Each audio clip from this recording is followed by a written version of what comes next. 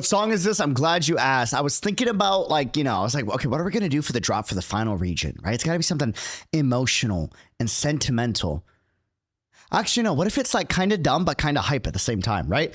Bro, this is the first one that popped in my head. Faruzan character main theme music, master of ingenious devices. It is a banger.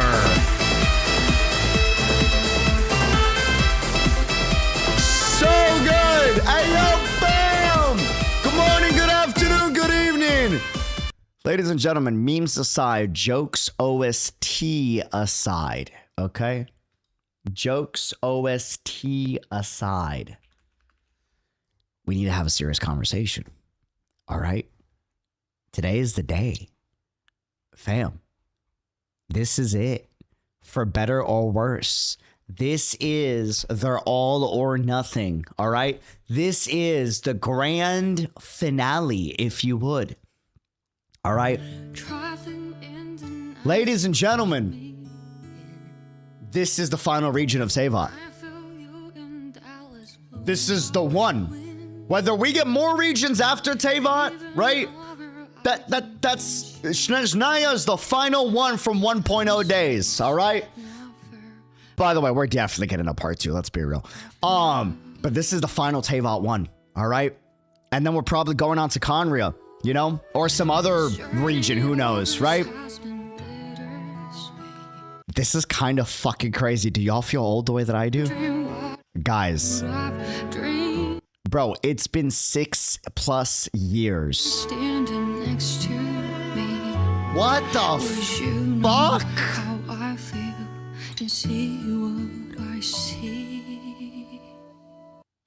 Bro, 6+ years ago, this would be the game that makes us into a gacha game addict.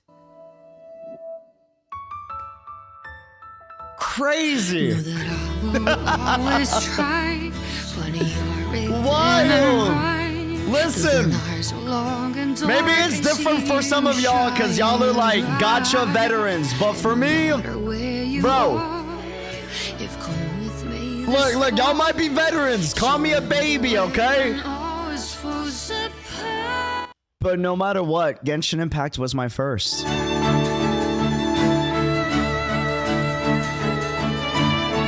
Like, I don't know about y'all. Genshin Impact was my first. You know what I mean? Like, whether you play the game or you don't. Like for some of y'all, yo, this was some of our first. Any like first Genshiners in the chat? Like where this game was your first. Maybe it's not your main. Maybe you're still playing it and maybe it's still your main, right? Maybe you play it every day. Maybe you come back every now and then, regardless of where you are. Like any firsters in the chat? Or like this is your first gacha game? I'm definitely a firster. I've been here since the beginning. Okay, even bigger question, right? Whether it's your first gacha game or it's not your first gacha game. Anyone here from 1.0 day 1 days? Any day oneers? Yo, any day oneers? You know what I'm saying? I bet, yo, since day numero uno. Like, shit. Yo. Fuck. It feels weird to say this is the final region. It feels weird. I don't know about y'all, man, but like, listen, man, it's important we have this conversation because, like, regardless of whether or not you're playing the game or not, right? Regardless, maybe you're coming back for the final region. Maybe you haven't played in a while and you're like, okay, I haven't played in a while, but maybe I'm coming back just to see what this final region looks like, what the grand finale of Teyvat's chapter looks like before we go on to Conria, whatever is after this part of the journey, right? Regardless of where you're at, right? Can we please just keep the tribalism out of the fucking chat today? And can we just celebrate the fucking nostalgia of the game and this being like a big full circle moment for the community? Is that cool? Can we keep the bullshit out and can we just like Does that sound great? Like, let's just celebrate what this game has meant for people now, or maybe back in the day, or still. All right? Genuinely. Yo. Cheers, man. Truly. Look. Whether you watch me for Genshin, whether you watch me for another game, maybe you watch me for any game we play, regardless of where you're at on the channel. Dude, Genshin was the beginning of my addiction. No, I'm kidding. Sorry. No, Genshin was my beginning that got me into the rabbit hole. You know, like, I'm gonna be real with you. Look, was Genshin the game that, like, that you know, blew everything up? Not necessarily, right? That happened later with, like, Sumeru and Fontaine, right? Or sorry, Inazuma and Sumeru and Fontaine. But this is the game that introduced me and taught me and showed me to have a little bit more of an open mind with mobile games. Because I don't know if anyone remembers. Do y'all remember I was the biggest mobile game hater back in the day? I don't know if anyone knows this. Like, I know my OGs, like my die-hard community, like you guys know this, but maybe you don't know this. Did y'all know, like, I was the biggest mobile game hater? Like, the biggest. I'm talking like, bro, I was a console PC Andy, and I was the guy that was like, there's no universe where a mobile game will ever be good. Straight up. That was me way back in the day. Like, that was me before Genshin. You know what I mean? Like, just genuinely. Bro, and then I played Genshin. This journey of ours has been bittersweet. Fuck. Close my eyes wondering what you would have. Dude. Fuck. If you were here standing next to me. Like. You know. And then I was like, yo, my bad. To the mobile gamers out there. I was not familiar with y'all's game. Holy shit. Holy shit, man. Listen, regardless of where you're at with Genshin right now, it's so important that, and I ask you guys, let's keep the bullshit out of today's chat. I know I ask you guys that every stream, and I feel like lately, the streams have been really nice, and I gotta thank you guys for that. Like, whatever game we're playing, like, the vibes have just been immaculate. They've been great, and I thank you guys so much. But today's a big day. Please, if you see any bullshit in the chat, you see trolls in the chat or haters in the chat, don't give them any attention. Don't give them the energy. Bro, they want a reaction out of you. Don't pay attention to them. Pretty please, all right? Ignore them. Let's just keep the vibes today on celebrating a full circle moment. All right? For those that don't know, listen, and maybe a lot of you can relate. Maybe a lot of you can't relate. Like, I'm curious on what y'all's journey with this game has been. And it's why I wanted to go live an hour early before the special program to talk about this. But, you know, I was playing a lot of games before Genshin Impact came out. And, you know, we're not going to get into, like, the nitty gritty of, like, you know, real life drama and shit. But COVID hit. And I wasn't able to go out anywhere. You know what I'm saying? Like, that's just the facts. Bro, Genshin was that comfort game when COVID hit and I couldn't go anywhere and I had, like, nothing to do, you know? And then that would lead me to discover HI3, and then that would lead me to discover PGR, and then that would lead me to discover Arknights, and that would lead me to discover, like, it was a chain effect, you know what I'm saying? And, like, regardless of where you're at, like, this is a nostalgia game for me, you know what I'm saying? Because it started that chain reaction, you know? And every game had its different moments, and every game had different impacts on the community and on the channel. But bro, on a real note, as bad as COVID was for a lot of people, like, I lost family to COVID, I lost friends to COVID, right?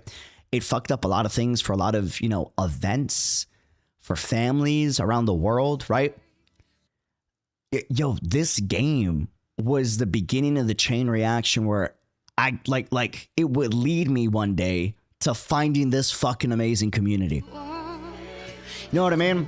And then finding the HI3 community, and then finding the PGR community, and then finding like None of that.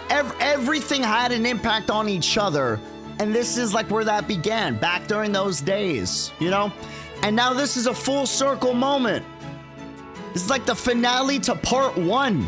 It's a big fucking day. You know what I'm saying?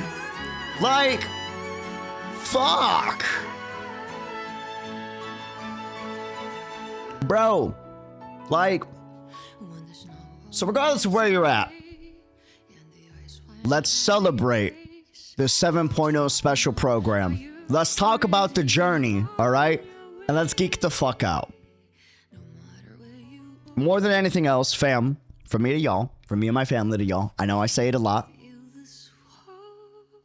Cheers.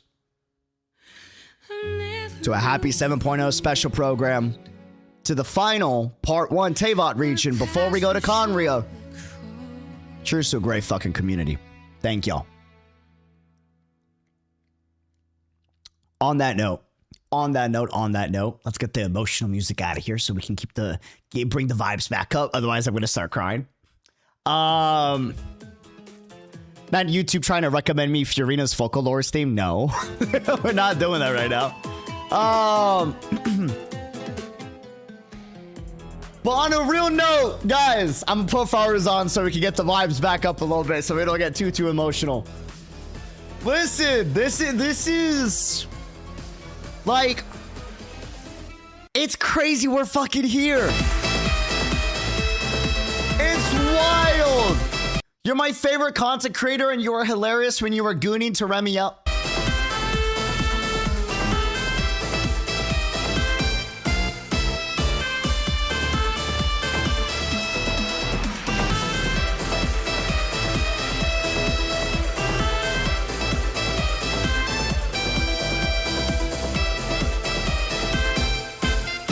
That's what you took out of that speech. That was, I on a real note, part 1, I appreciate that. That means the world. But part 2, why is that the first message after the speech? I got it.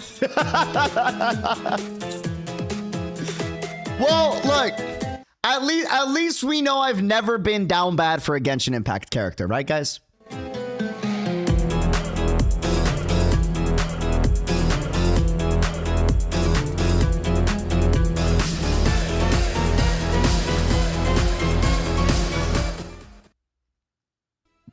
Surely. Let me pull up that rated video. Whoa. Whoa.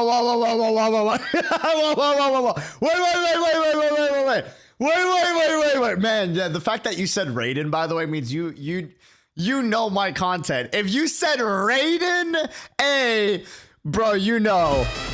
Ooh, Raiden was bad, man.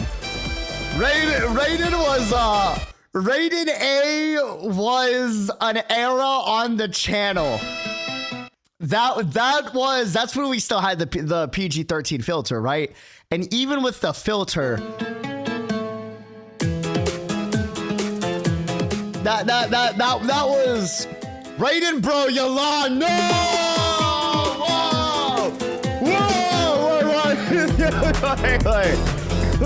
Wait.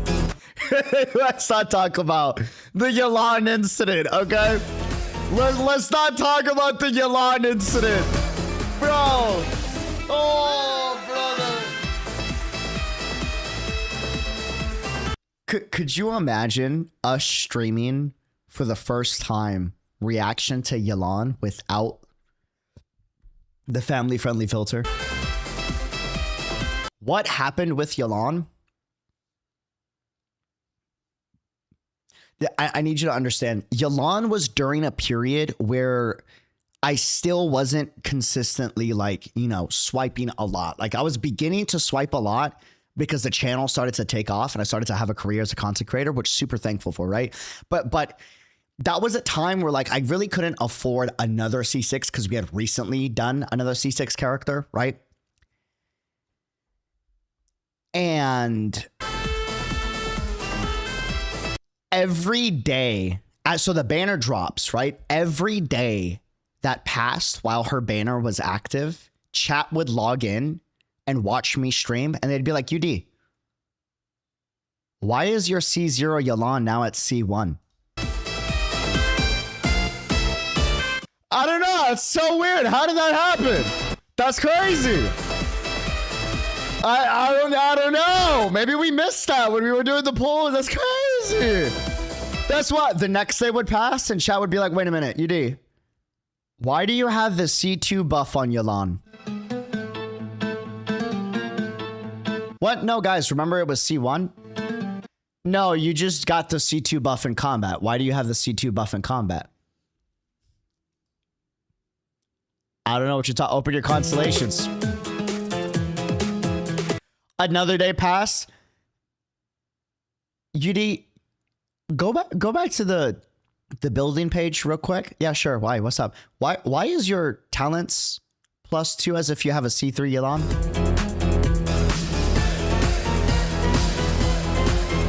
The next day passed. UD, why is your Yelan C4?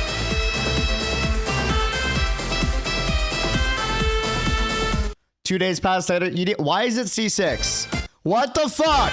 You did! Bro. The internet will try to tell you there's no hot characters in Genshin Impact, and I'm like, are we sure about that? Yelan? Brother.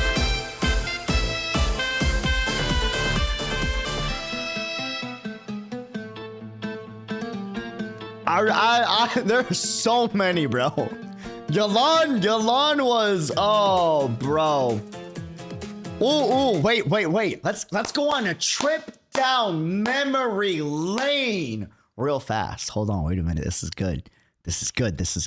Trip down memory lane.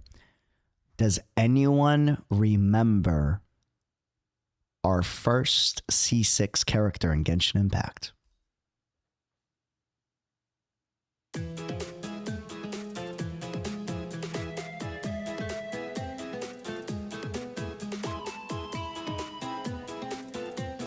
Was it Xiao? Xiao? Damn, okay, maybe you guys didn't know that. Yeah, it Xiao. Yeah, you're right. Yeah. Surprised how many of y'all that's... Damn. That is true. That is true. That is true. That is true. But it's weird. So I have like different moments with different characters, right? Xiao was our first C6 character officially, right? But that character was we were only able to get C6 because of you guys. So that character, the reason why we were able to get C6 is because people in the community donated to help us get C6. I still wasn't making enough money as a YouTuber to be able to afford a C6 character, right? So the only reason why we even got Xiao to C6 was thanks to y'all. Thank you for that, right? Our first, now does anyone know our first C6 character where I swiped on my own for the C6 character? Does anyone remember?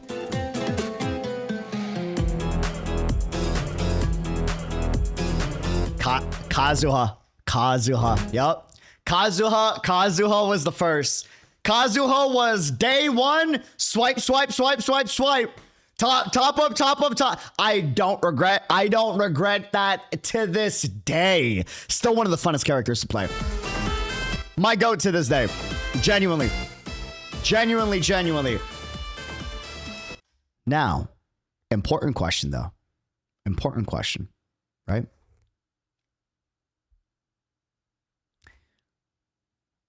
I didn't make any money for the most part as a content creator until around Xiao Hutao, right?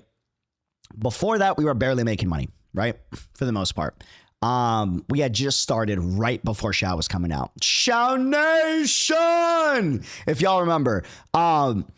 Does anyone know the character as a normal 9 to 5 overtime barista, bartender, worker, right?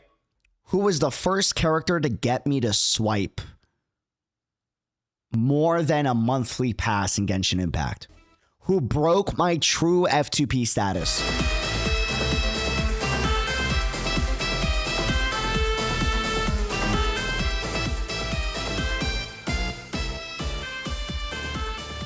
No, guys.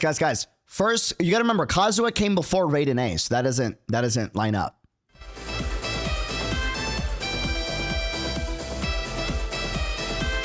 Child.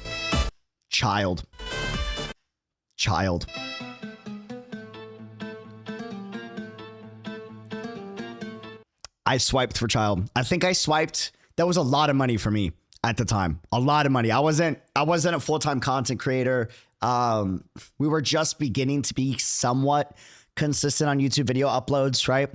I think I swiped like $50 for child.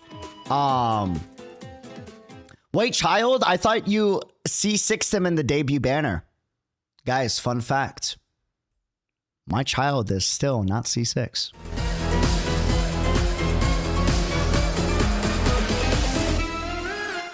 I said I would never C6 child. That way I could keep having fun with him in the game. Even though he's one of my favorite characters and to this day, one of my favorite gameplay characters in the game. Fun fact. Because it just doesn't feel right to have max dupes on child. I want a challenge with child, you know? Like, I know that's weird, but like, fun fact, a lot of people don't know that. A lot of people think that like I got like a C6 max dupe child. Yeah. Still one of my favorite characters to this day, you know? I just feel like, you know, gotta have the challenge with C0 with child. I just feel like that's what child would do, you know? I don't know. I like that idea. Very weird, but yeah, you know? Very, ooh. Here's a good one. Hold on. Does anyone remember the first Genshin Impact video or stream? This one I don't think a lot of you are going to get. That I created, that I uploaded, that I could not finish the video because I was too emotional from it. Does anyone remember? The first ever one. Where at the end I was like, I'll do a part 2. I think to this day, I don't think I've ever done a part 2. I'm pretty sure. I think we did it on stream, but I don't think we ever uploaded it because I just couldn't do it, right? That's a hard one. It's a hard one. The Lantern Right one. What's the Lantern Right one? Was it Furina? I think Furina's the #1 quest to this day in Genshin Impact. Let me think on that. Hold on. Yeah, to this day in Genshin Impact, that broke me down like no other quest in Genshin so far. For me, like emotionally. Like that one to this day, like fucking annihilated me. 1.3 Lantern Right with the twins at the end. You guys are correct and incorrect. That was the first quest I think that made me cry heavy in Genshin Impact. We'll be reunited. That was the first quest that made me cry in Genshin Impact. Yes, correct.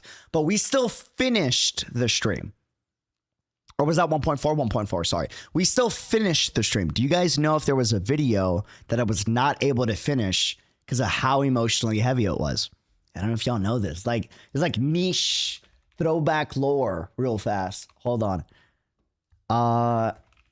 It was a fan video that I reacted to. And to this day, like, I couldn't, it's such a short video too, because I just couldn't bring myself to like do any of it more. Whoa, Levia, you got it. Oh, shit. Yo, you got it, Levia. The Kazuha fan video, bro. This one right here. Yo, to this day, this one still gets me like teared up every time I listen to it. This one right here. This one right here is still, to this day, one of my favorite fan animation videos I've ever seen. This destroyed me. If you look at the runtime of the video is only 4 minutes long. Because I couldn't analyze it or discuss it because it was so heart-wrenching. Bro, Miyoda is still to this day just a goat, bro. Like, oh, man. That was like... Dude, that was a legendary one, man. That was a legendary one. That was a throwback. Okay, let's talk about y'all real quick. I gotta know. We are now reaching the final region in Genshin Impact, right? Or the final region for Teyvat, that is. Not including Conria, right? With that knowledge, what is the first, or before I ask that, is there anyone that is a day oneer from 1.0 to this day has never got a monthly pass, a battle pass, or swiped from 1.0? And you've played since day one. Anyone? Monthly pass doesn't count. Battle pass, you can't. You had to have never purchased a monthly pass or a battle pass or swiped any dollar package. You've gotten battle pass and monthly pass in the past. Yeah, that doesn't count then. You don't count. Nope. A true free to play. Monthly, you can't even count monthly pass. Day 2, that's me. Me, yes, me. Really?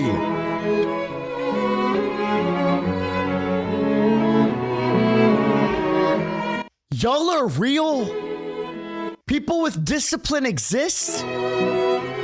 Yo, I gotta get coffee with you guys. You have to bro, like Doctor Strange, I'm over here like on my knees, like, brother, teach me your ways. That is, dog. Yo, what? Loney, you've never, nah. Loney, ain't no way. Bro, ain't no way you've never spent a dime, Loney. Wait a minute. I believe some of these people, but Loney, no shot. You've never spent a dime. Loney, monthly pass does not count. Battle pass does not count. You're telling me you've never gotten a monthly pass or a battle pass? Yes. Whoa, that's crazy. That's crazy because you actually like are in the trenches, like deep diving into Genshin. So many like throughout the journey since back in the day. That's wild. I actually, that's actually insane. That's insane. Okay, now, for the rest of us, myself included, right? For the rest of us that fell into temptation, the sweet temptation of a smexy character or a badass cool character that came out. Perhaps a character that made you emotional or had you resonate with them. And due to this, you fell into temptation and you broke your free-to-play status. Who was that character for you that made you break your free-to-play status?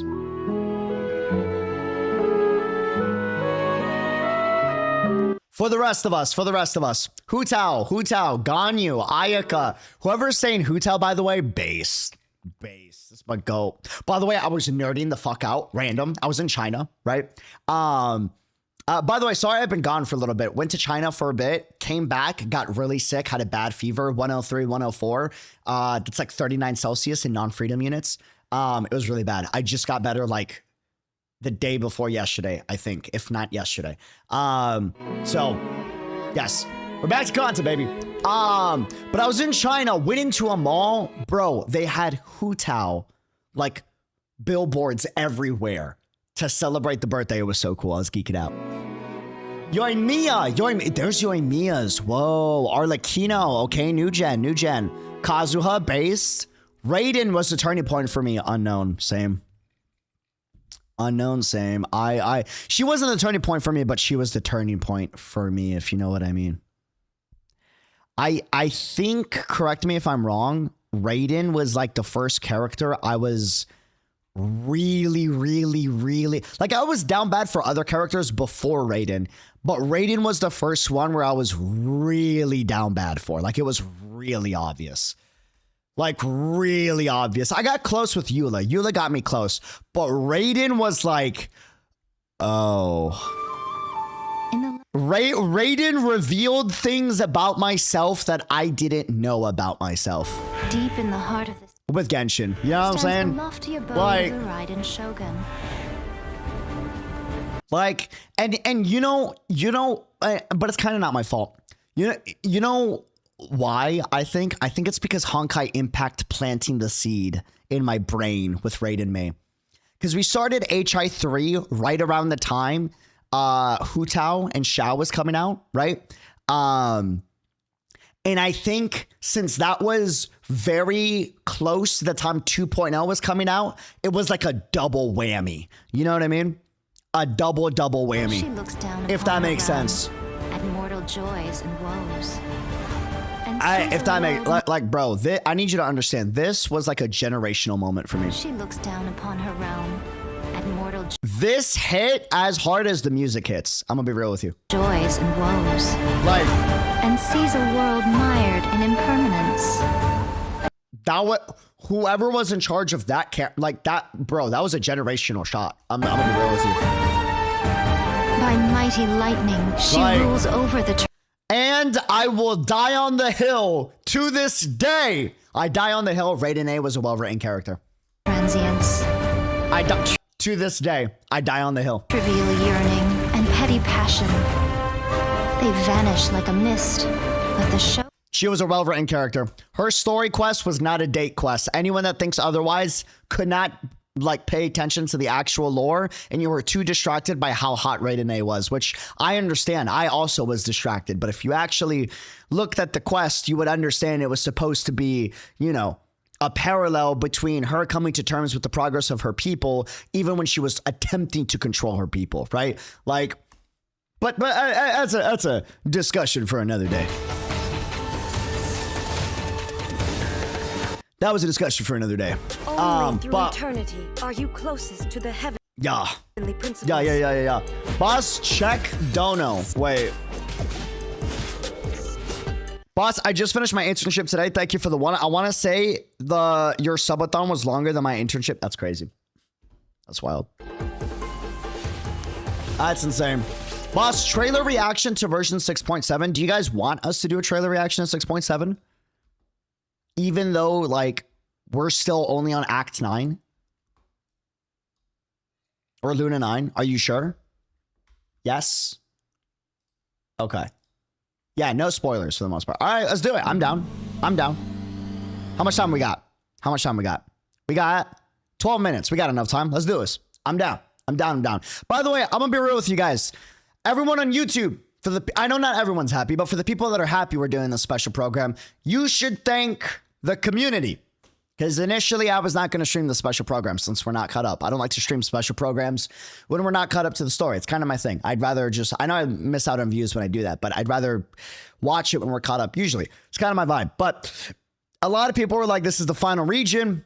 A lot of it is out of context. Even if there is spoilers, it's not going to make sense to you, even if you do the quest. So we did a vote. We did a Kick stream yesterday, and we did a vote in Discord, and both on Discord and in Kick, everyone voted that y'all wanted us to do this special program. So I'm trusting y'all with that. I decided we were going to do it. And it's the final region, and that makes a lot of sense. So I figured, sure, let's celebrate the final region together. That's fair. It's fair. All right. Let's do this, though. Let's see what we got. I'm sorry for pausing. What the fuck? Whoa. Is this our spaceship? What is this? Or is this Archka Natlan ship? Archka Natlan? Where is this?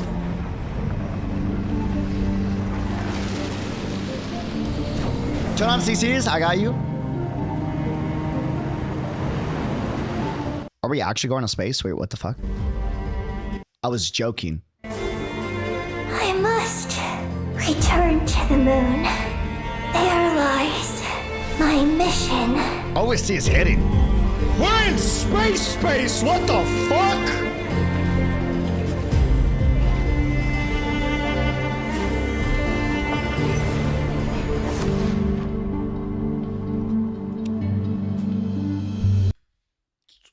What the fuck?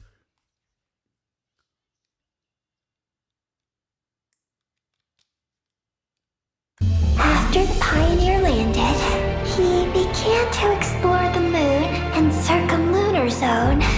One day, while in the circumlunar zone, he received a Mysterious signal from deep space. All I want is to go back home and see what other gifts Alen wanted me to inherit. I really can't go anywhere without running into you two.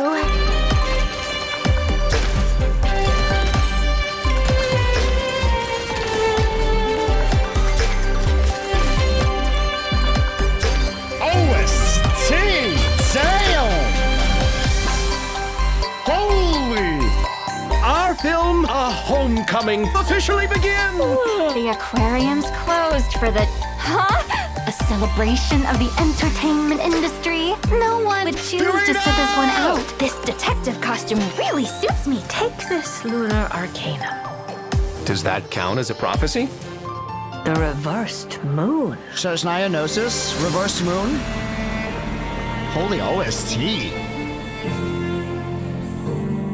The terminal has detected the appearance of an unknown individual.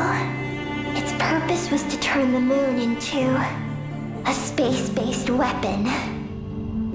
What? I already learned the truth at the moon's core. Death Star type As for shit? this place, it is the masterpiece of that Dragon Lord of Darkness.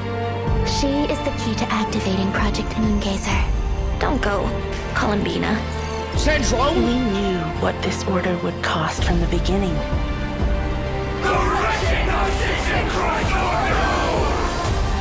If Columbina is calling for help, the spaceship's our only chance. Project Moongazer. It responded to me. I have a certain feeling about how she views that descender.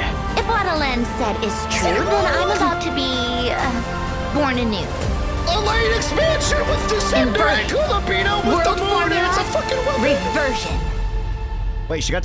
hold on. Whoa, whoa, whoa, whoa, whoa, whoa. What the fuck? Born anew. Inverted. World formula. Reversion. What is going on?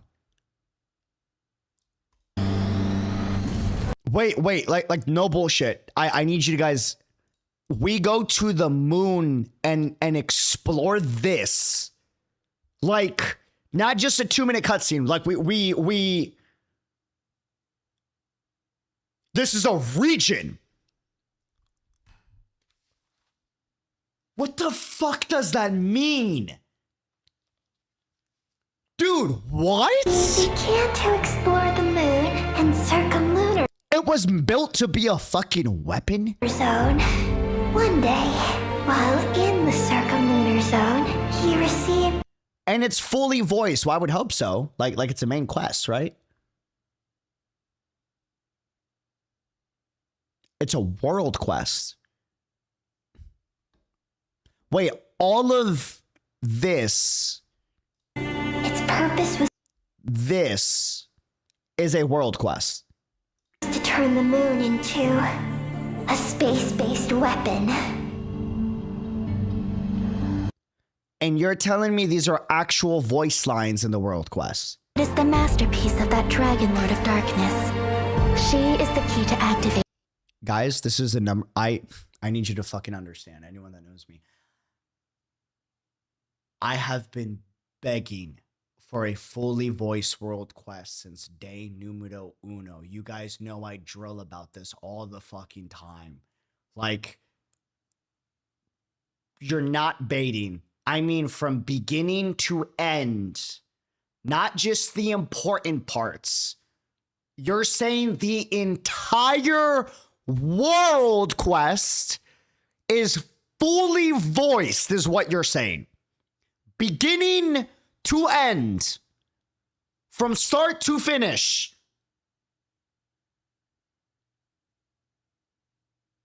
Is this a 10-minute quest or is this like an actual world quest? Like, how long is the world quest?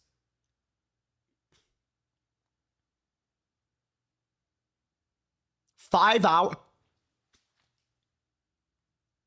You're telling me 4 to 6 hours of fully voiced world quest and it's going to the fucking moon? And we're getting Descender lore? And we're talking about expansion of fucking Like, holy shit.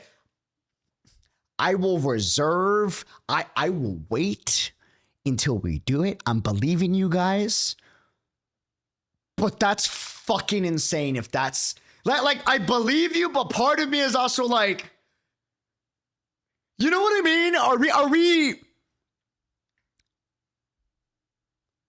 Project Moongazer. Don't go. Like, I'm sorry, and maybe people disagree with me on this, right? Maybe people disagree with me on this. The majority of world quests in Genshin Impact usually beat half of the Archon quests. The majority. There's exceptions. The majority. Like, the only reason why they don't is because they're not voiced and they don't get the same amount of budget as a main quest does. But if you actually look at the writing of the world quests are consistently insanely well written compared to a lot of the main quests. Not to say that the main quests are bad, the world quests are just on a different level, right? So like, you're telling me we're getting that. Was it a banger? Columbina, we knew what this order would cost from the How does it stack up against main story quests? Like, beginning. best quest, straight up. They got the budget now. Like, it was great. Holy shit. If Columbina is By the way, this soundtrack is amazing. This is like Interstellar, just gorgeousness. If Columbina is calling for help, the spaceship's our only chance. Project Moongazer. I can't tell if I'm being baited or not. This looks fucking amazing. If Columbina is... Yo, we might be going to like space in part 2 of Genshin. What the fuck? Like, My mission.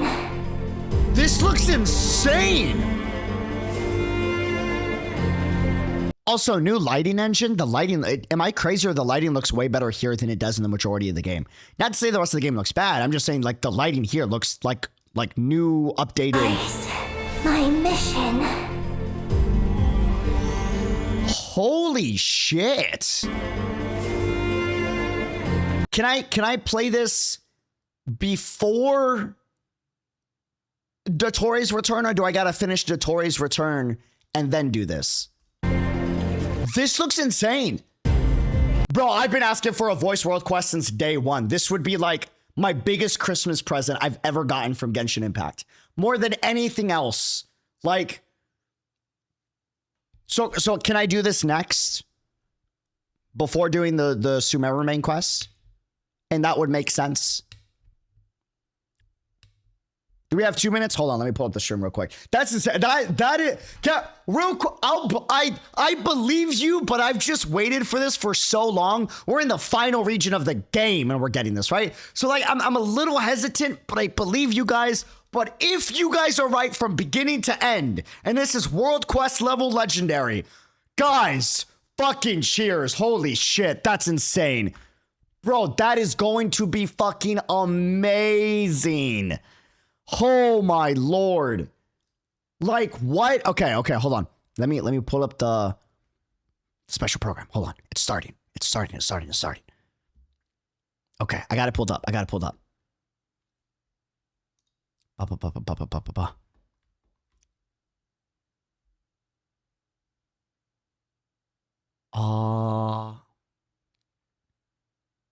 Yeah, watch out for copyright intros. I know. Okay, it's starting. I'm just waiting for it to begin. It just says premiere will begin shortly. We're like a minute away, guys. We're a minute away. Here we go. By the way, can I just say, this art makes this character look a billion times hotter than the previous art we got for him. I don't know why it's doing it for me. Bro looks amazing. Dude looks sick as hell. I'm gonna be honest with you. I don't know. Like, I thought he looked cool before, but like there he looks amazing. You know what I'm saying? Okay, we got a minute left. Minute left, guys. We are a minute away from the finals Teyvat region special program, SNEZHNAYA. We have waited for this day since 1.0. What the fuck? We're actually here. Holy shit. Yo, let's see what we got. This is it. Everything else after this is building out SNEZHNAYA. And then it's On to part two. On to part two. On to part two. Let's see what we got. Hold on. Hold on. Hold on. Hold on.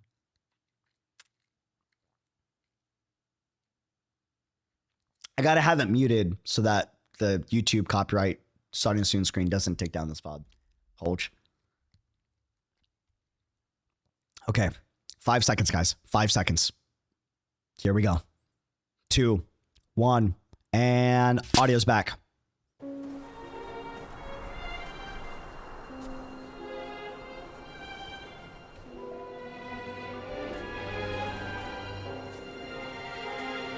CC's on. Where's Paimon? Oh, that works. I need to find her fast. So we do lose Paimon. In Fuck. this nation, to which the gods have never shown favor, we all believe that standing in solidarity with the Tsaritsa in our shared struggle will surely usher in a new and better world.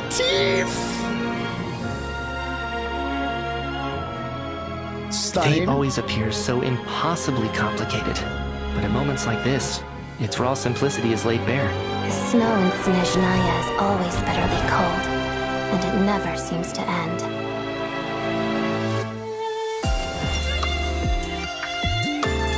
Together. Oh, wow! Waltz of the snowflakes. Lighting. Pas de deux. Swordswoman, of course. Hunt or starve. Oh, wait. I like him a lot more in this art. I feel like the original trailer didn't do him justice. Wait, he looks great here. Love the hood. Yo! Prey spotted. Consistent gun gameplay. Okay. Yo, we're getting guns now. It's called the Shadow Realm. The Shadow A Realm. place where no wind blows, no light shines, and no elemental energy flows. Even time itself doesn't exist here. It's a world where everything seems to come to a standstill. Time doesn't work there. Out of Easteroth's domain.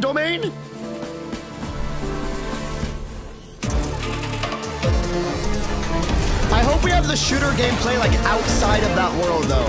Towards Traveler, hopefully.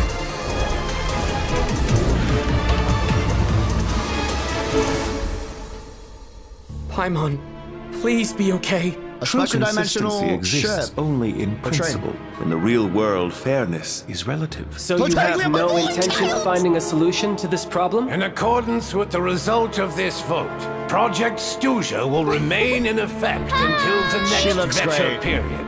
May I she remind looks us all, amazing on the left. Oh, wow. Civilization is nothing but an illusion. Something whose very existence can be negated at any moment. The storm might have destroyed all of Snezhnaya by now. Maybe So Tartaglia is even the against whole Project world. Stuja. Obvious, A but civilization that fails to learn its lesson constantly depletes its own worth. It will one day lose any reason for its existence. Renova, hello? Ruler of death, what do you want? Oh, shit. Ma'am. Consider your position carefully. This might have passed for a coincidence the first time, but a second time? Am I to assume you are intentionally interfering in Snezhnaya's affairs? Who says there will be a next time? Traveler's Piss, hello? Each morning here, for every one of us, there's the chance that we might not wake up.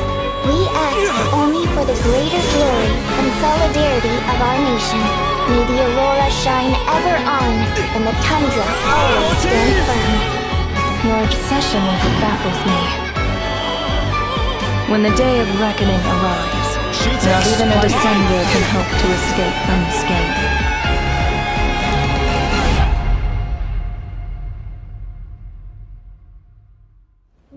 The Tsaritsa will return in triumph in short order. The time for us to meet again Ma'am. will come very soon. Our goal is the heavenly principles. Holy ma'am! What the fuck? That was crazy! dog! Renova abducts Paimon, connection to the Shades, expansion, Shadow Realm outside of 旅 East 行者 Roth's 们好， domain. 欢迎来 Time 到 doesn't 原 work 神 there. 7.0 版本前瞻特别节目的现场，我是你们的老朋友鸡哥。旅行者们好呀，我是小罗浩。Renova's model looks 但 amazing. 我们不是第一次来到这个前瞻现场，但是今天这一次，我们还是感到特别的激动。是啊，毕竟今天我们要给旅行者们介绍的内容， Guys, the 就是大 quality 家 of the 期待了 cutscenes 很 look 久的制 upgraded. 东。 Yes, agreed. 在经历了整整6年的旅途之后，旅行者们的脚步啊，终于要踏上这片覆盖着永恒冻土的国度了。没错，那我想各位旅行者啊，应该和我们一样都很期待。那我在社区呢，也看到了很多大家对于这种剧情的猜想，以及对于过去各种伏笔的热烈讨论。我也看到了，我们的旅行者们啊，都卧虎藏龙啊。对，我还看到有的旅行者说啊，这里的神明有没有可能是冰元素的？哎，这个倒是无法反驳。我还看到大家做的至东大料的梗图，还挺有创意的。不过话说回来啊，我觉得今天我们要给旅行者们带来的大料肯定还是不少的。毕竟至东啊是原神项目组筹备了非常久的国家。是的，在过去大家对至东的印象可能是愚人众的大本营，是冒险家协会的总部，是我们的伙伴公子达达利亚的故乡。不过啊，在我们的构想中，至东远不止刚才所提及的部分。如果要用一句话来简要介绍它，我想至东是一个超越规则与命运抗争的国度。超越规则啊，很有意思的一个词啊。那最近在超越 PV 当中也出现了这句话。这句话还让我想起来啊，我们很早以前发布的足迹 PV 当中有一句说，人们相信女皇终有一日能对天理举起叛旗。可见这里的故事呀，充满着对抗与冲突。至东的主线基调注定不会平凡。没错，在至东啊，我们要开始直面4大执政的力量了。说到这个，刚才的版本 PV 里面啊，我看若纳瓦他似乎想要伤害派蒙。哎，到底是发生了什么样的事情呢？至东的篇章啊，不仅牵动着整个提瓦特，也牵动着包括我自己在内的每一位旅行者的心。各位旅行者从旅途之初就隐约感知到的关于提瓦特更深层的秘密，或许就将在至东找到真相。那话不多说，我们就在今天的前瞻节目里，把大家所期待的7.0版本的所有信息逐一端上来。旅行者们敬请期待哦。 To so many answers we've been waiting for. That's exciting. They're basically saying this is confirmed to be the region, not 8.0, that will open the answers to everything we've been waiting for. Like, I'm not safe with this music in this region. Holy shit.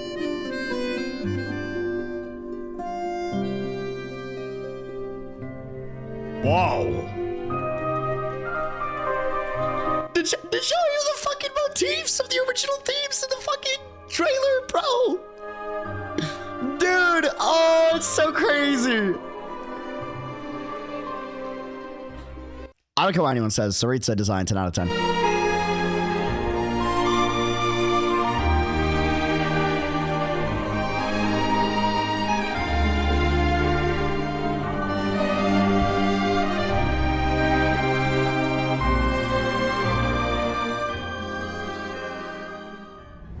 Oh, bro. 旅行者们，欢迎回来，欢迎回来哦。哎，小罗好，我之前看到有一位旅行者说啊，马上要去至东了，他现在的心情激动到简直有点难以相信啊，这一天真的来了。不过他现在还不太清楚啊，究竟要怎么样才能踏上这片传说中的土地。这位旅行者也不用担心啊，大家应该还记得多托雷把自己的研究所造在了诺德卡莱与至东本土的必经之路上。那从这个研究所向东北方向出发，各位旅行者就可以来到至东本土的边境了。而一些还没来得及探索诺德卡莱的旅行者也不用担心，在7.0版本更新后，借助地图上自动解锁的传送锚点，大家也可以快速的来到至东本土探索了。那这抵达的方式我们是知道了啊，不过还有一些旅行者，他们对于至东这个国家究竟是什么样子的，也感到很好奇。要不小罗浩，你先给大家介绍介绍。没问题。至东啊，它和我们之前去过的任何一个国度都截然不同。这个国家除了有极寒的天气，还带着一身的反骨啊，反骨吗？没错。立项之初，在原神 IP 团队的构思中，至东就是一个敢于向天空举起叛旗的国家，而抗争命运和超越规则，可以说是深深地刻在了这个国家的血肉里。那看起来想要了解至东啊，还绕不开这里的悠久历史。故事啊，还是要从古老的至东讲起。那时的至东并非终年严寒，曾经它也拥有过绿叶繁茂的盛夏，但这片土地最终化作了永久的冻土与荒原，变得几乎不再适合人类生存。面对这样的绝境，至东的人民没有向命运低头，在这片被遗弃的土地上，初代兵神白沙皇立下了宏愿，他要建立一个不依赖于天理也能独立存续的国度。放在提瓦特啊，这应该是一个非常宏伟的理想了。但是在这种情况下，最要紧的还是得先解决如何生存的问题。想要与天理抗争，那我们先得去对抗这些极端的自然环境。没错，面对足以吞噬一切的严寒，至东人的回答可以说是悲壮和浪漫的。白沙皇利用一种名为克什尼克金矿的能源，在冰原下建了一座巨大的克什尼克之巨，硬生生的在命运的冻土上烧出了一个允许生命喘息、允许文明扎根的庇护所。那我想在这个庇护所之外，出行应该也是举步维艰的吧？至东幅员辽阔，再加上极端的低温想要像在蒙德一样自由自在的出行，几乎是不可能的。没错。所以另外一种浪漫的工业产物应运而生了。我知道你在说什么了。旅行者们其实见过哦，这就是在至东的宣传片当中出现多次的雪国列车。对，轰鸣的列车将一个个城镇彼此相连，也由此构成了这里独一无二的人文魅力。大家可以搭乘列车去往海蟹镇，没错，就是我们公子达达利亚的老家。没错，在那里可以欣赏到美丽的极光。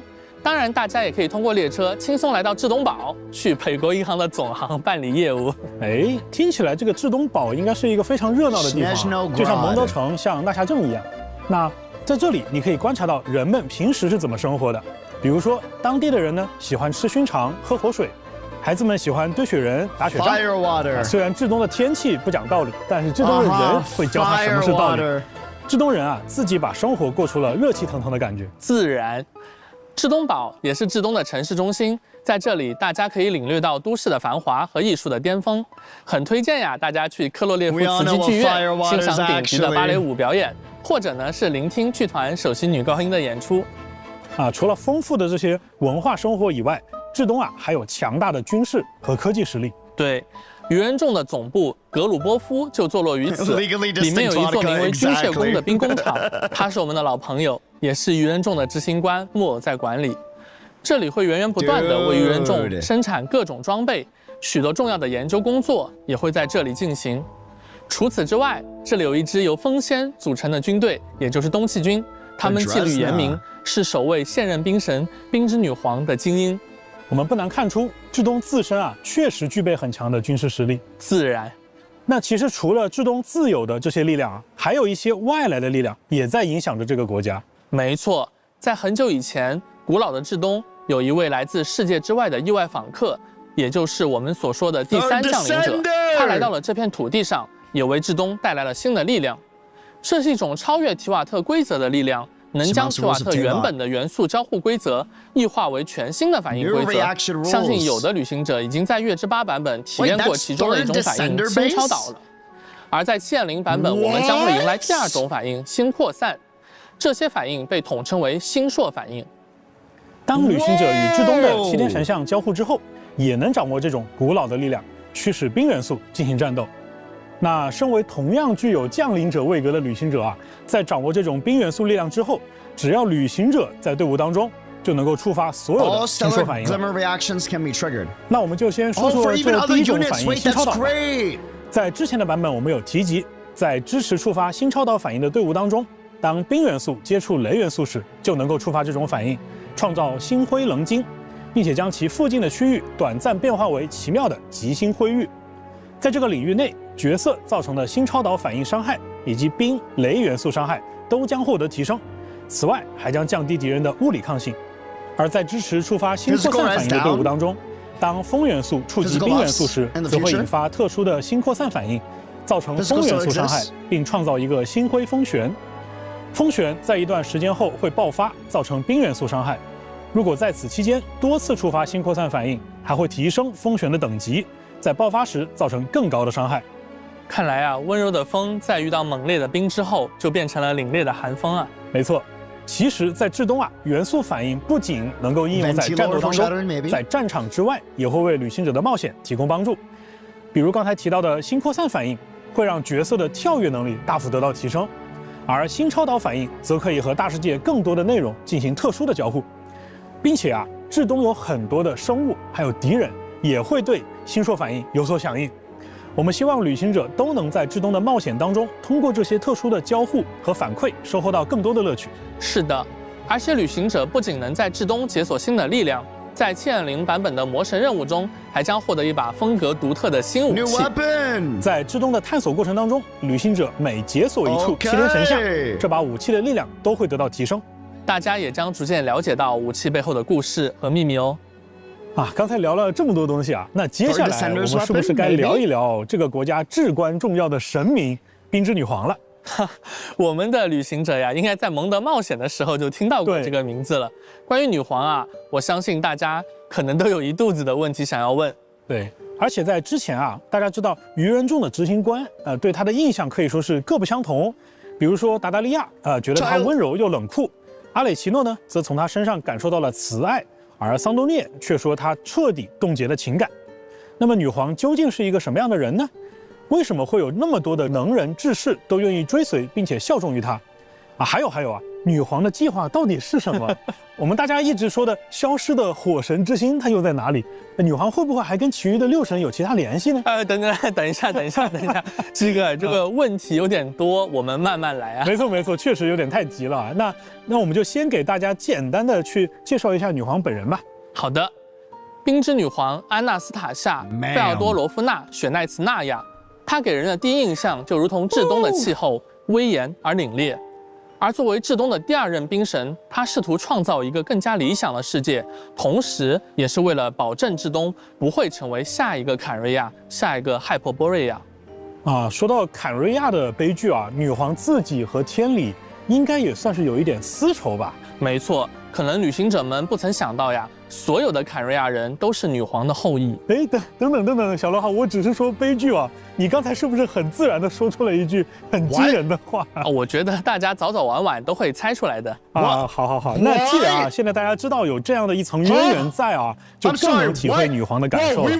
但要与天理对抗，这注定是很艰难的。是啊，一场漫长的暴风雪让至东本就严峻的能源储量雪上加霜，社会各阶层的问题也接踵而至。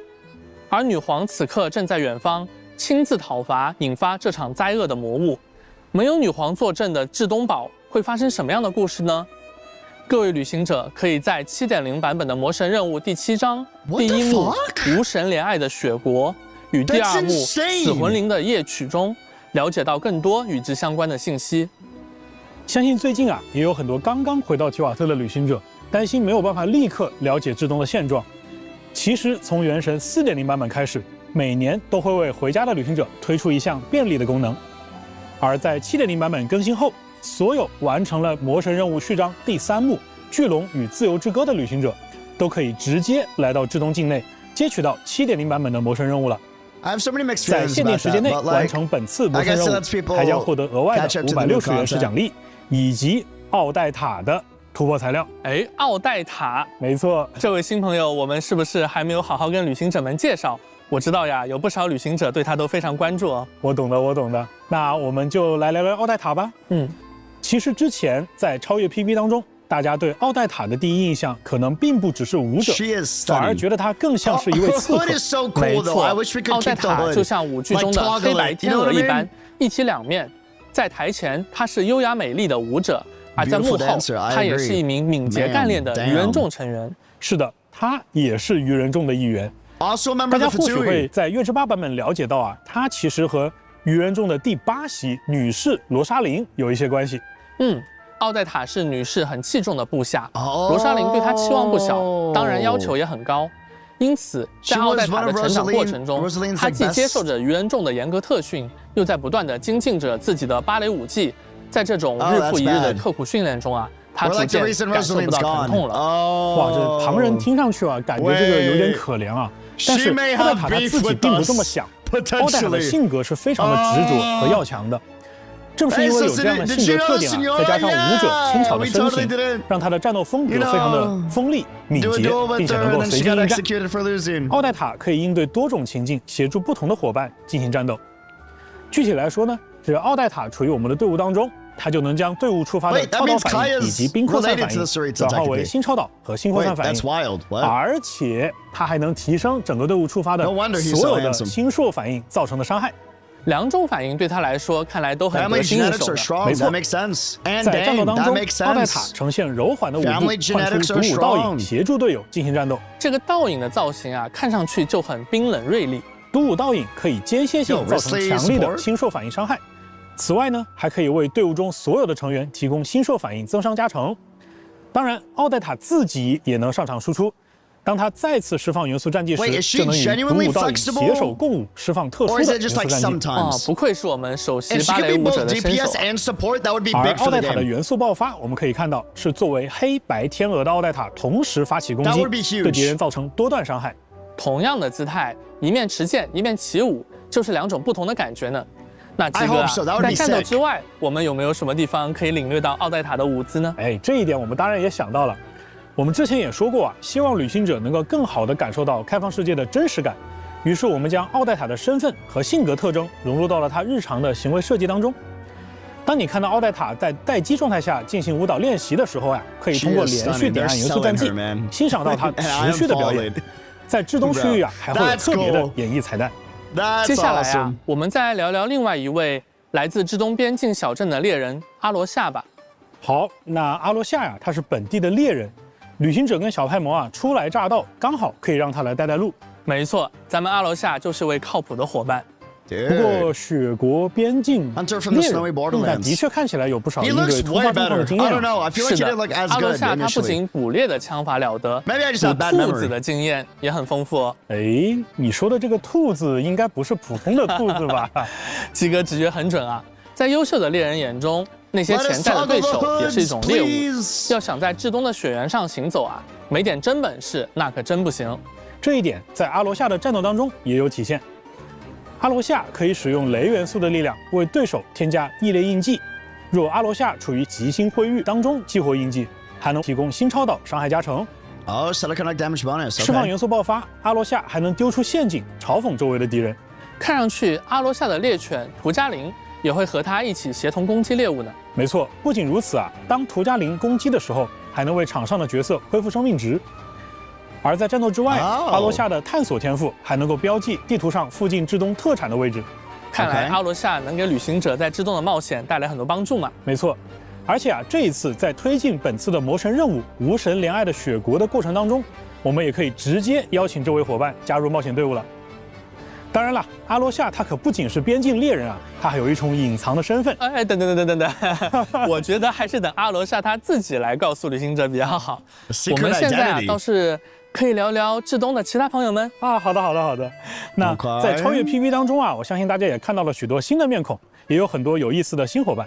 比如科洛列夫茨基剧院内就有2位关系很好的明星人物，一位是我们刚才提到的剧院的首席芭蕾舞演员奥黛塔，另一位呢是首席女高音歌唱家沃亚妮莎。这2位，一位唱歌，一位跳舞，要是他俩一起演出的话，岂不是至东最具人气的组合？2位首席的粉丝确实不少就连皇家能源协会的米提亚也是剧院的常客哦。皇家能源协会的科学家也有空看芭蕾舞跟歌剧吗？其实他主要是来找灵感，只是很可惜，每次他出来看演出，还会被军械宫的瓦列里少校抓个正着，回去上班。看起来这剧院里有这么多人，是不是要上演一出很有意思的戏码？这个我们小心一点，不要剧透哦。好的，我懂。那剧院的精彩戏目确实需要保持一些悬念，但我们现在可以跟大家分享的是，有一些至东的朋友的确会来到剧院看奥黛塔的演出。没错，就像我们在至东幕后故事当中说的那样，我们希望更多的内容可以被设计成被玩家更自然地体验到的形式。他们的身份、性格、他们的遗憾、他们的小心思和烦恼，在丰富的演出之外，还应该在日常的游玩当中得到更多的体现。相信很多旅行者还记得在《空月之歌》版本当中，我们能够了解到菲林斯、雅克达这些角色的生活剪影。而在 7.0 版本的剧所任务里各位旅行者甚至还能走进奥黛塔的生活，亲自为她规划日程。哎，这听起来有点像是经纪人哈。不过要给奥黛塔规划日程，看起来还是有些挑战的。是的，毕竟她既是芭蕾舞者，又是愚人众的成员，旅行者可能要面临很多平衡和抉择了。大家是希望安排她排练舞剧，还是执行一项魔物清剿的任务？是想让他外出放松，还是举行粉丝见面会去提高人气？根据旅行者不同的安排和选择，奥黛塔的故事也会有不同的展开哦。也欢迎大家多多尝试，看看都会发生什么有趣的事件。而在阿罗夏的剧所故事中，旅行者将和这位猎人一起调查一桩危险的团伙案件。完成这个任务啊，还会有额外的收获。这个任务中发现了一张特殊的权限卡，至于这张卡具体能解锁什么，就留给大家在游戏里寻找答案吧。而在我们剧院的首席女高音沃亚丽莎的剧所任务中，她偶尔也会躲在自己的秘密基地进行练习。但既然它叫秘密基地啊，我们要是误打误撞的闯进去，可说不好咱们的水妖小姐会不会生气啊？有传言就说这个地方啊，它时不时会传来一些奇怪的声音，把周围的小动物都给吓跑了。不过我也了解到，沃亚丽莎其实是遭遇了一些练声方面的困扰，才躲进这里的。那还是请我们的旅行者帮帮她吧。随着旅行者与奥黛塔、阿罗夏、沃亚妮莎的关系越来越亲近，还会开启一个特殊的任务线，让旅行者了解到至东的一个废弃车站。热心的沃亚妮莎拉上了奥黛塔和阿罗夏共同帮忙，希望让这座车站重新运作起来。当3位角色的剧所达到一定等级后，就会开启这条全新的故事线了。是的，我们希望能让大家感受到，你不仅仅是在提瓦特大陆旅行，更是在这里与一群鲜活的人共同生活，共同书写彼此的故事。而在未来，我们也会慢慢接触到其他的至东角色的生活，甚至是那位看起来遥不可及的冰之女皇。另外，还有东契军的司令官，活跃灵动的风仙威斯纳，还有世代侍奉至东王座的皇家女仆长达妮卡。这2位应该就是女皇陛下的左膀右臂了吧？的确，他们作为左膀右臂，常伴女皇身侧。只是这左膀和这右臂，他们会不会相互搭起来，我就不好说了。另外，还有来自遥远时代的神秘妖精诺伊，在后续的版本，旅行者们都能逐渐认识并了解他们。聊了这么多新朋友，不如也让我们关注一下 7.0 版本活动祈愿相关的情报吧。在 7.0 版本的上半期，奥黛塔和阿蕾奇诺即将迎来概率 up。4星角色阿罗夏的获取概率也将大幅提升。5星单手剑白狐冬女也将在上半期的武器活动起源当中出现。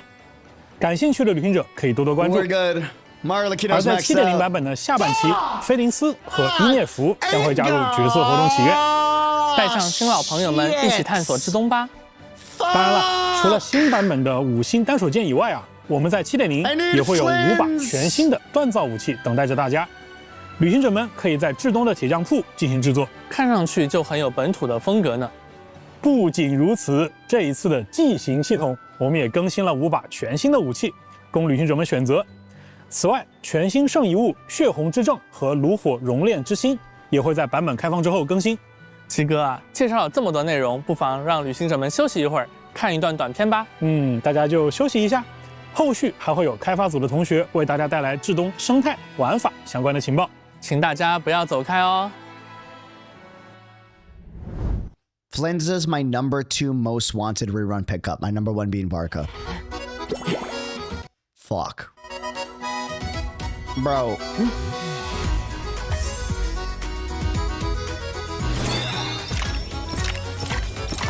Mods? What?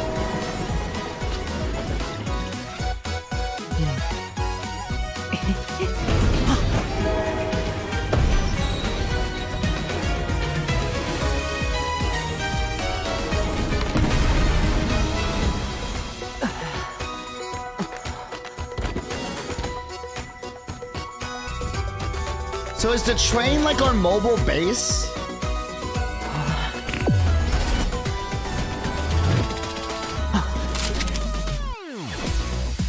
Okay, it looks like the gun gameplay is only in the other world.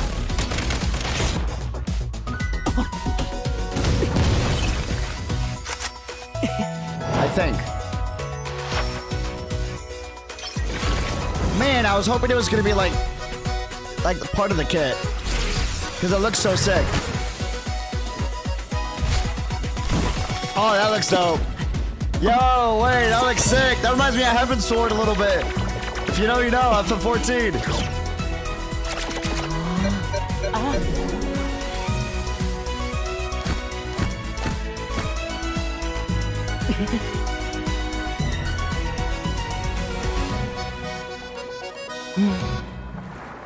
Bro, it's making me hungry.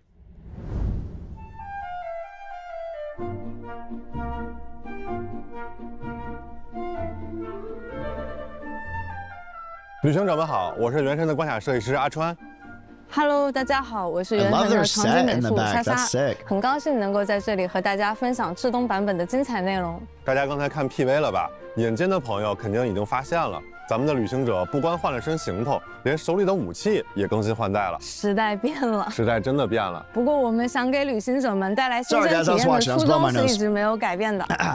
虽然原神已经陪伴了大家很多年，但我们依然希望每年都能给旅行者带来截然不同的体验。那到了至东，我们给大家带来的新玩法之一，便是这第三人称射击玩法。这也是我们下了很大力气的一次尝试，而至东就是呈现它的最佳舞台。为什么这么说呢？先从我们美术的视角来看，至东的整体风格就充满了工业与科技感，而射击玩法就与至东所呈现出来的这种气质非常适配。那从我们关卡设计的角度来看，至东本身就存在着像鱼人众先遣队、特侠队这样的持枪敌 ，which have been there since 1.0 by the way， 更有沉浸感。再加上至东这片土地上有一个名为隐域的特殊空间。隐域是天理的视线也不愿投入的至暗区域，具有规则之外的特性，这也为我们创造全新的玩法提供了环境。当然了，我们绝对不会把一个玩法孤立地加入原神。没错，我们将射击玩法与元素反应进行深度融合，希望通过玩法乐趣的叠加，让旅行者体验到真正的原神式射击。但是这个目标也把我们带到了一个前所未有的挑战面前，这方面阿川你应该感触颇深吧？说实话，要在原神这个开放世界游戏里首次做射击玩法，就要兼顾电脑、主机、手机的操作体验，开发难度还是挺大的。但比起开发难度的事儿，我们更在意的是怎么才能让所有玩家都玩得开心呢？有的旅行者可能对射击玩法已经很熟悉了，但也有旅行者可能是第一次接触射击玩法，也有像我这样人菜瘾大的人。所以我们加入了微刺瞄和吸附这样的辅助机制，它能够帮大家更稳定地命中目标，可以更轻松地享受射击的乐趣。可是那被打了要怎么办呢？别担心，我们在关卡中设计了掩体，并且适配了相关动作，大家可以利用掩体进行躲避，或是翻越掩体接近敌人。当然也可以轻松地触发流畅的滑铲动作，杀敌人一个措手不及。而且在滑铲和跃起的时候也可以开枪。那对我们这样喜欢探索的玩家，射击操作起来会不会比较难呀？我们在关卡设计上也考虑了不同玩家的喜好，准备了多种类型的射击关卡，既有剧情体验丰富的探索关卡，也有酣畅淋漓的战斗关卡。战斗地形也很丰富。I wonder if this is foreshadowing for Hoyo bringing back that shooter game that they like 不同的策略应战。那听起来 stopped 大家 talking 也不 about 用 for a 太 while. 紧张。 Remember they were like 这些射击 developing 关 one way 卡 back in 都 the 是 day? 以乐趣 NVIDIA 为前 announced. 提而设计的。没错。有些 One of this is foreshadowing we're getting a shooter in the future. 也能玩得很开心。 Hoyo has a habit of like creating a new like a mini game mode of different type of gameplay in a current game that is nothing like the current game, and then they release a whole new game based off of that. 那里的挑战会真正的考验你的操作、你的策略，还有你对游戏机制的理解。还有就是我们在武器设计上也是花了很多心思的。比如在 7.0 版本就有3种枪械可以选择，有可以精准射击的冰元素步枪，也有能帮你自动锁定敌人的雷元素步枪，还有可以一发多敌并提供大范围元素伤害的榴弹发射器。是的。 So wrong title, sir. There's continents. Let's have SNEZHNAYA. No. I'm talking about just the Teyvat Archon regions. That's it. 发现各种枪械配件，从而提升自己的力量。在 7.0 I 版 don't 本， consider the nation that was nuked by Celestia a proper Teyvat region, personally. I don't think they would like to be called a Teyvat region if, you know, they were nuked by 各种各样具备不同游玩体验的枪械和关卡。莎莎，听了这么多，你是不是觉得你也可以成为提瓦特的射击高手了？哎呀，懂你意思，我到时候就试试。不过我感觉很多旅行者可能和我一样，更习惯原神的常规操作方式吧。就算我们现在这么说，大家可能还是会有点顾虑。我真的能适应射击的操作方式吗？考虑到不同玩家的使用习惯，我们也在大家初次接触射击玩法的时候，准备了2套按键方案，以适配不同习惯的玩家。也会开放具体的按键设置， though it's the heavenly principles, yeah, but the heavenly principles presides over Teyvat. 总之，我们的目标是让大家都能在这个射击玩法里找到属于自己的乐趣。也希望各位旅行者能够玩得开心。就像我们一直说的，至终是个抗争的国度，它的野心是超越规则，是打破束缚。而我们作为开发者，在构思最终大世界体验时，也想打破一下游戏设计的常规思路。我们希望为旅行者们带来更丰富的交互体验。Yeah, and also a reminder, they did order the Archons to get involved as well. 做了不少设计。大家知道，至东面临的2大生存挑战就是极寒环境和能源危机。说到寒冷环境，很多旅行者可能会联想到龙之雪山的体验。我们虽然是希望能让旅行者们拥有与环境相匹配的沉浸感，但寒冷值带来的紧张感，又难免会让一些旅行者产生压力。不过这次在至东，大家就不用担心了。因为我们换了一个思路。没错， Don't make it easy, make it optional, please. I like the immersion. 会获得一副来自骇破波瑞亚的眼镜，这也是我们在至东幕后故事中提到的妙妙工具，我们叫它灰眸。它很贴心哦，它不仅能帮你抵御寒冷，还能够帮你改变环境。我们就先说这抵御寒冷吧。灰眸可以储存克什尼克能量，当旅行者在寒冷的地区行动时，它会消耗能量来帮你保暖。只有能量耗尽后，寒冷值才会积累，这样就能够保留旅行者们在至东这种生存压力下的代入感，又不会让大家感到太焦虑了。灰眸更奇妙的地方在于它能够改变环境，它可以把一种名为真冰的冰块作为建材吸收， It looks like it's a much easier version of Dragon Spine. 利用灰眸这种能力，你甚至可以建造一个雪球发射器。 I could be wrong. We'll have to see when we actually get into the game, but I think they basically gave us like an extra gauge before we start getting hit with like the consequence of it. 当然啦，你也可以造一个勾连炮，把某个调皮的双针拉过来。 But if they make it so we could just take it 你还可以 off, 建造一个简易暖源，让它在一 and it 定范 becomes a 围 little 内 more 跟随 like 你，并持续提供温暖。 Dragon Spine, like that would be 更 sick. 有趣的是，真冰 We'll 造 have to see 物 when 还 it comes 能和 out. 其他旅行者互动。你造的暖源不仅能给自己用，还能分享给其他旅行者。你也可以留下信息标识，为后来者提供路标。你看，在至东，你一个人的创造就能够帮助到很多人。这其实也是把一部分交互的主动权交到大家手中。这真冰造物真不错。I'm sorry, thank you for the gold coin. 不愧是至东，不过它本来就是冰。Wait, we can leave Dark Soul 我们的 messages. 新超导反应 That's 也能和 sick. 大世界产生更多交互。 I hope like other players can see it 创造 though. 的星辉棱晶 Like 也有御寒能力。如果你愿意， Not 也 just 可以把这 friendless, 个 but 抵 like 御寒冷的庇 randomly. 护所 You know, that 分 would 享 be 给 sick, 其 I 他 think. 人。星辉人晶的作用还不止于此，它也可以强化我们刚刚提到的真冰造物。它能让雪球飞得更远，还能让封存的料理变成美味料理。更多有意思的玩法，就等各位旅行者去发现、去创造了。也正如我们之前在至东幕后故事中提到的，我们希望大家能够按照自己的想法去体验和优化原神这个世界，让至东这片广袤的土地成为旅行者们大显身手的好地方。哎，莎莎，聊了这么多，我们是不是也应该带大家好好逛逛至东了？我们这一次的主题是冬日童话与冰冷重工业的结合，浪漫与残酷的共舞。接下来就让我和阿川提前带大家去几个必玩的打卡点吧。我先给大家推荐一个充满童话氛围的地方， We're getting 那就 into 是 Fei 双 Fei 金的 lore, 村落。 Village of Jack 这里居住着调 Frost. 皮的双金，你会和他们发生许多意想不到的有趣互动。顺带一提，这里也是陆米的老家那这个时候是不是应该说点啥？啊。我说吗？对呀，呀吼，再激情一点。呀吼，不开玩笑了。旅行者们还可以找到这里的村长，兑换一个特别的武器外观，看着很美味的样子。哦，对了，至东的鱼种也很特别，有长得像雪花的，也有长得像雪人的，真是一方水土养一方鱼呀。可不是嘛？在这神奇的至东，连兽怪都会钓鱼，还是用尾巴钓鱼。这至东奇妙的物种可真不少。你是懂的。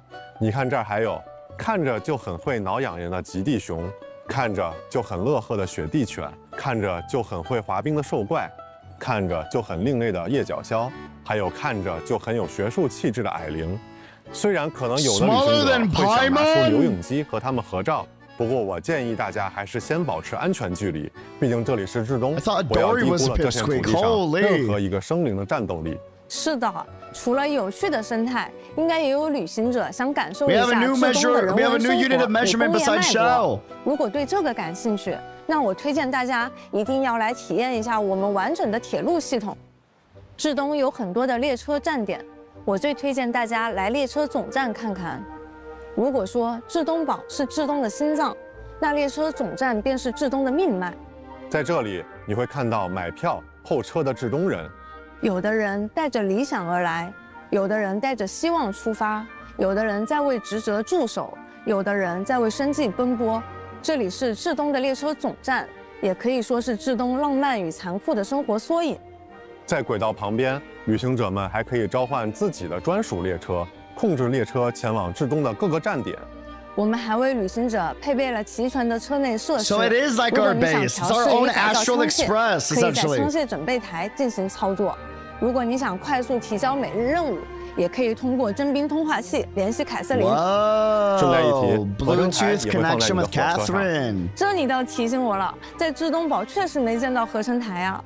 因为现在的至东是明令禁止研究炼金术的。Guys, we got Catherine's phone number. 我们有自己的做事方式。但是我听说，在古老的至东，曾经有许多炼金术师，他们留下了各种炼金造物。Various alchemical creations. 各位旅行者也可以尝试去挑战这些古老的炼金造物，比如不灭衍生造物， Before the grand ritual could ever reach completion, chimeric winged lion 和阿罗夏的培养材料。What the fuck? 说起来，旅行者们有没有注意到挂在至东天空上那些像树枝一样的东西？它和 7.0 版本的世界任务有关。各位旅行者将会踏上一段探索至东历史的旅程。在这段旅途中，旅行者们可能会来到一片完全不同的区域——艳遇谷。这里异常温暖，温暖到诡异的程度。而奇怪的油魔、伪装在环境中的树人，还有头上长树枝的小女孩，让这里一切看起来更加古怪。另外，大家还可能会参加一场雪娘的婚礼。哎，听说雪娘是为爱而生的种族，想必她的婚礼一定很浪漫吧？那我可不好说。我们还是先来看看这百化雪藏地吧。在这里，旅行者们能了解到至东的初代冰神白沙皇的故事，也会经历一场特殊的试炼。大家还记得我们之前提到的眼镜灰眸吗？在这段旅途中，我们还会帮灰眸寻找过去的力量。原来我们在7.0版本有这么多可以探索的地方呀！当然，限定时间内完成探索目标，还能获得400原石奖励哦。聊了这么多，其实我们所做的一切都是希望给每一位旅行者带来前所未有的体验。无论你是喜欢爽快的射击，还是喜欢精妙的解谜，或是喜欢动人的故事，在至东这片童话与工业交织的国度，都能找到属于你的冒险和感动。那这个环节的内容就先到这儿了，我们先休息一下，接下来还有版本活动、至东音乐现场以及千星奇遇的相关内容。那旅行者们一会儿见，拜拜。Ma'am, damn, stunning.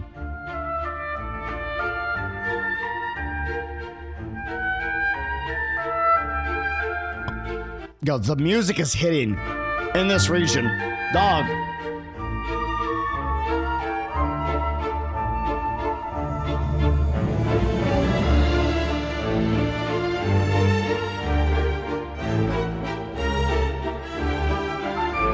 Whoa!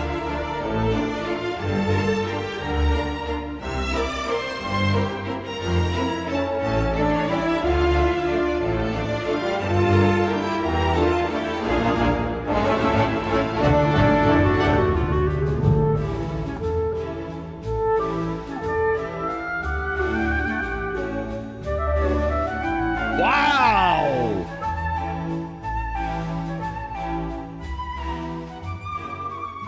Yudi, how are we feeling so far? 旅行者们欢迎回来。Excited. I like that they're not spoiling that much either. I'm a big fan. Like they're sharing stuff, but only enough to get us excited, not to spoil everything. You know? And even the trailer felt like it hyped me up for the story in ways that other trailers like haven't been able to, because this is a true finale culmination of everything, like Endgame, if you would. But it's not heavy spoiling everything. It feels really well done. 没错。那这些年来呀，我们也看到了全球各地的旅行者陪伴原神一起走过的脚印。是的，我想无论旅行者们来自哪里，都一定能在至东找到那份属于自己的快乐。那接下来 I'm still recovering from Conrians being descendants of the Tsaritsa. 哎，几哥， I can't believe they just like said that and just kept talking, and we just never went back to it. Like what? That's so fucking crazy. 那这一次啊，我们的老朋友璃月冒险家协会的分会长兰姐已经在现场摩拳擦掌了。哎，我看迪奥娜也来了。 I kind of feel like maybe I misread it, and I'm giving you guys misinformation. I gotta like relook at it. 赛会聘请的调饮师。我们说回比赛，这次赛事的独特之处啊，就在于它没有历史经验可以参考，对于所有的冒险家来说都是全新的挑战。这是因为啊，这一次参赛选手将亲自驾驶列车在至东的雪原上穿梭驰骋。不过这个至东啊，幅员辽阔，那列车在行驶的过程中间可能会碰到特殊天气、特殊地形。没错，那旅行者们呢，为了处理这些危机情况，可以通过换挡来控制列车的加速度。相信大家上手试试就不在话下了。此外呢，赛事还准备了射击项目，考验参赛者对新式武器的驾驭能力，尽可能击倒更多的标靶，并且获取更高的评分。哎，正好啊，大家就可以试试自己在影域中练习的成果。当然了，我们也可以帮助可爱的双金，或者是在秘境中打个痛快，都可以拿到不错的积分，获取多样的奖励，还能邀请迪奥娜加入旅行者的队伍。我记得之前迪奥娜也得到了魔女的玉饰，是的，这样正好就可以在至东试试身手了。那说回冒险家协会啊，这个话题自然就少不了凯瑟琳。旅行者们这一次可以前往海蟹镇参与活动与挑战，抽取凯瑟琳的立项部件，用自己喜欢的方式搭建出凯瑟琳的不同形象。无论是拿来装点海蟹镇，还是放进成歌符收藏，这都是一个非常不错的选择。 Build your own snowman. 那如果旅行者们抽出的这些部件有富余，也可以将它放进寄物装置，分享给其他有需要的旅行者。多多交流，互帮互助，这个真不错。旅行者们也可以参加由冒险家设计的隐喻演练，用枪械抵御强敌。那参与这些活动呢，旅行者们都可以获得包含原石和培养材料在内的丰富奖励。Tower defense but shooter。会享游记也将新增达达利亚和肖的游记外观。 And show yes, my boys。而在牺牲召唤中，杜林、雅克达、无相之水的卡牌将加入牌组，部分角色的魔导天赋牌也会加入其中，欢迎旅行者们体验。另外呀，这次卡牌商店里也新增了至东风格的牌位。哦，那这下牌手们终于可以集齐提瓦特所有国家的牌位了。是的，那更多的活动内容就留给大家亲自游玩体验了。接下来还有一些关于优化和体验升级的情报和大家分享。 我们为旅行者准备了一本至东冒险笔记，它会根据旅行者的探索进度记录冒险内容。旅行者也可以通过冒险笔记更快捷地前往对应的区域，或者获得对应的奖励。听起来这个是方便又实用啊！是的，这样一来呀，不仅接取任务更方便了，还可以帮助旅行者了解故事的脉络，更直观地看到至东这片土地上正在发生什么。like timeline。而在冒险之证当中，我们也优化了圣遗物秘境的排序方式。 版本更新后，最新开放的圣遗物秘境将在前排显示。另外，随着 7.0 版本的开启，原神的地图可探索范围又一次扩大了。我们将进一步提升地图标记的数量上限，方便各位旅行者探索和记录有价值的地点和情报。地图更大了，冒险的标记也更多了，旅行就是这样一件充满了成就感的事情啊！是的，接下来是幽静微战相关的内容更新。在 7.0 版本更新后。 我们将在常驻玩法幽静微战当中新增一套全新的武器外观，也就是说啊，这个版本开始起，达成挑战的旅行者可以从过去和现在所有的外观当中任意选择自己喜欢的外观来搭配了。那么也就是说，从 7.0 版本开始，在限定时间内完成绝境关卡，旅行者就可以获得2套很好看的外观喽。是的，是的。那今年旅行者的旅途啊，已经抵达了至东。 每一年，我们都希望为大家推出更多全新的体验，也希望这些内容能让你们和提瓦特这个世界产生更多的牵绊。没错，无论是旅行者在提瓦特经历的故事，还是在旅行路上的点滴，都会被铭记。而持续更新优质版本内容，为玩家提供丰富的长线游玩体验，这确实也是原神一直以来秉承的创作理念。所以，接下来啊，我们还有一个内容要分享给各位旅行者。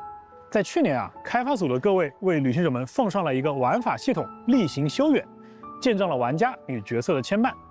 我们也希望能和旅行者把这段牵绊继续延续下去。因此，新一期的例行修远将在现在可选角色的基础上，加入更多的角色了。这次又有不少角色呀！没错，我看还有一些获得了魔女浴室的角色也加入了可选范围。是的，是的。那就像去年我们说过的那样啊，旅行者们的一举一动都会被这个世界铭记，并且和你共鸣。哎，几哥，按照惯例，这个环节之后是不是应该到每年摇晃红酒杯的时候？看来啊，Ryan 和旅行者们一样，都已经迫不及待的想看一看今年的交响乐现场了。看看这一次 Hoyo Mix 的同学们会给旅行者们带来怎样的惊喜。今年啊，我们也安排了一位老朋友在现场哦。Hi, Robert. Yes, hello. Yes, I'm prepared now to go to SNEZHNAYA. Yes, we're going to record the music. Have I been saying it wrong this entire time? That doesn't surprise me. It's SNEZHNAYA. It's been a great pleasure. Not Snez, but wonderful Snez, opportunity but to work with MiHoYo and Genshin Impact over the last, golly, what is it now? 4 or 5 years. It's a pleasure to meet you all. We're currently recording music for the SNEZHNAYA. This year's music is a completely different feel. No, he just changed it's it again. More solemn and That's emotionally charged, which actually requires the composers to capture it very delicately in order to bring it to life.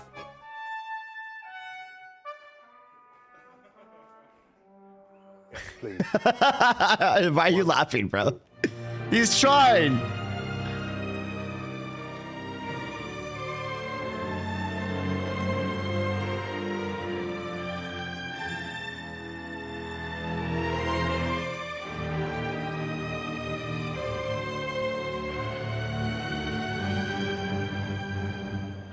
Thank you. See you soon.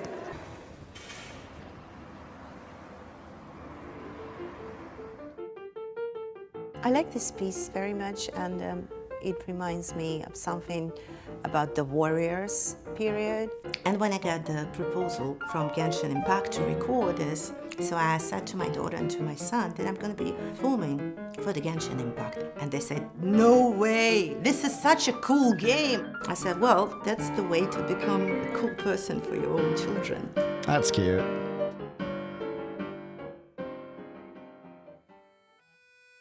No way! That's cute. That's cute. They were great work and also very particular what they wanted from the instrument, whether that's dynamic nuances, which very often they were writing, as I said, really well for the instrument, but also very exact rhythmical patterns. We have actually, I think, a really good creative relationship with the MiHoYo team, and that goes back 5 years now, I think. The team come here to London for the shoot, and then we can tweak things on site together. Things like the lighting can be adjusted. There are 200 people involved, and there's lots of different moving parts to organising one of these shoots.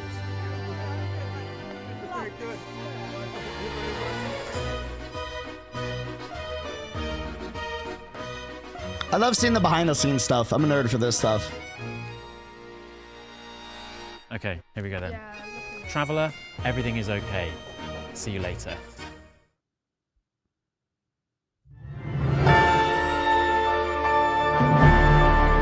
The motif! Rendition, baby!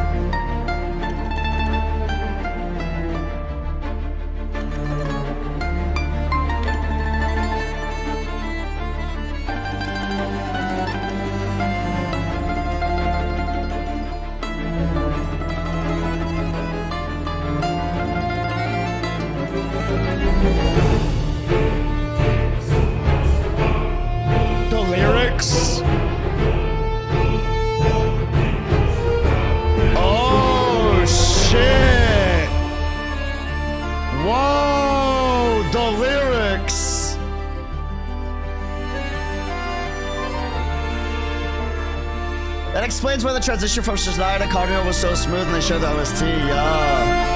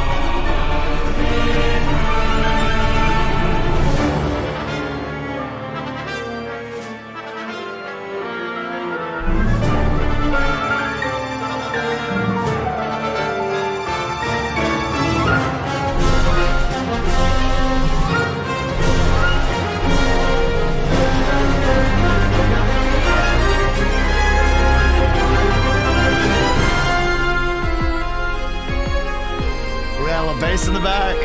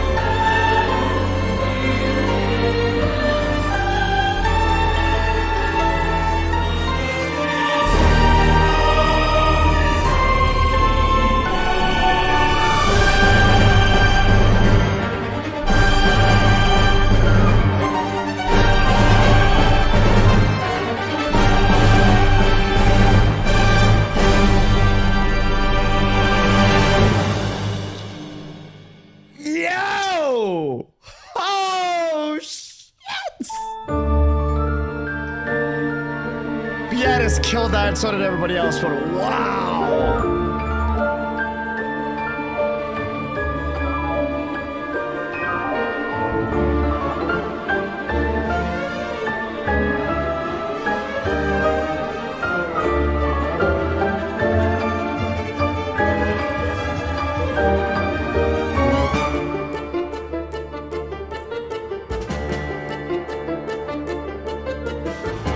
Did you hear that motif earlier?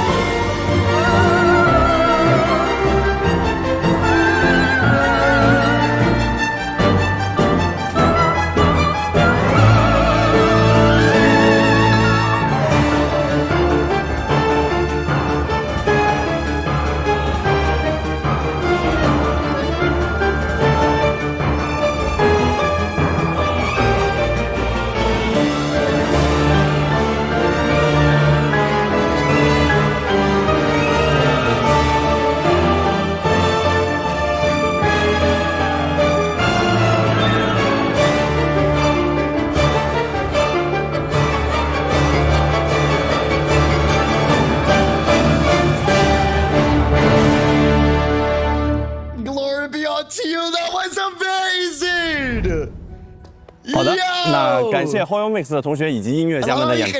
我们在今天的节目中介绍过，至东音乐中更多的是斯拉夫音乐风格，没错，整体风格呢充满的是戏剧性和空间感。而且啊，果然至东版本的音乐就应该有迷人的主题。这下非常非常期待在游戏里去品味更多的至东音乐了。是的，那接下来呀是千星奇遇的新内容。这个版本千星奇遇又会是什么主题呢？让我们通过一个 PV 来感受一下。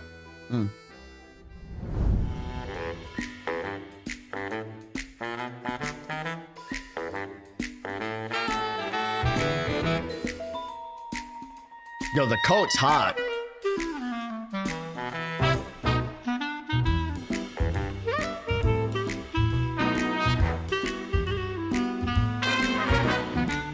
Lenny, your time has come.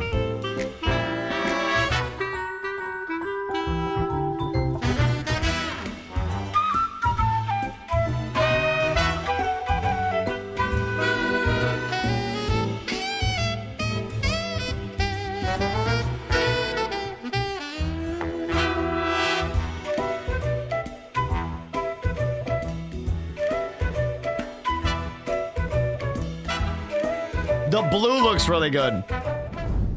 这次的时装很有童话冒险风格， I love this one. 大厅看起来也像是一个 The one before that was great. 是啊，看起来就很适合和朋友们一起拍摄一些有意思的画片。当然呀，7.0版本的千星奇遇也为骑将们带来了一批全新的场景素材。在未来，我们还会持续为骑将们加入更多的素材，期待大家的创作和表达。哎，鸡哥，前面我们提到了这个射击玩法，那么它的相关资产在未来是不是也能进入到千星沙箱，支持骑将们的创作呀？哎，你这就问到点子上了。首先啊，我会给大家一个承诺，这是当然的。千星奇遇本来就是一个让创作者们可以沿着原神已经探索过的路径，持续自由发挥的舞台。这么多年来啊，原神的玩法探索并不是一件容易的事情。正因如此，我们才希望能够帮助到更多在玩法当中孜孜不倦探索的骑将们。既然我们今年在探索射击玩法，那射击玩法相关支持也将在未来的千星奇遇时装。真的期待未来能在千星奇遇和朋友们来一场酣畅淋漓的对战了。在7.0版本当中，千星奇遇还会开启全新的活动——夏日怪谈冒险会。参与活动即可获得包含头饰、悠悠金夏帽在内的多重奖励。参与其他的千星奇遇活动呢，还能获得一套明媚和煦的4星衣装和麒麟凝晶。哎，鸡哥，咱们今天的前瞻特别节目是不是也要接近尾声了？时间真的过得好快啊！哎 ，Ryan， 你说的这个时间过得好快啊，就非常的意味深长。因为从2020年的9月28日原神开服到现在，从蒙德、里约再到罗德卡莱，一幕一幕就像是昨天一样。接下来，旅行者们的足迹终于要去到至东了。那在节目的最后呢，我也想代表原神项目组对大家说，在今年的至东版本，乃至于提瓦特之外，未来更遥远的世界，我们都会保持初心，创作出更多打破常规、超越规则的内容，为各位旅行者带来更多意想不到的惊喜。就像一颗坚实的种子，无论它长成多么参天的大树，无论它的枝芽通向何方，它的根依然深深地扎在这片最初的土地上。在未来，原神也会一如既往地打磨品质，用稳定可持续的更新，将这份惊喜延续下去。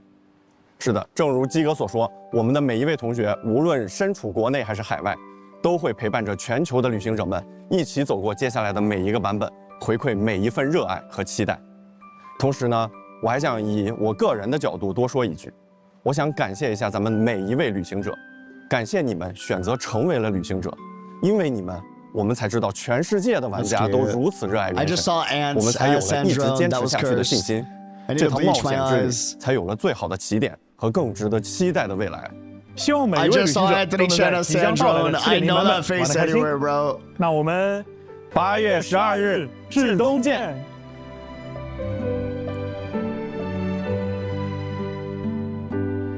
Okay.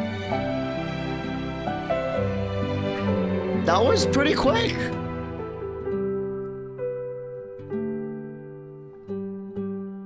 Oh, wait, hold on.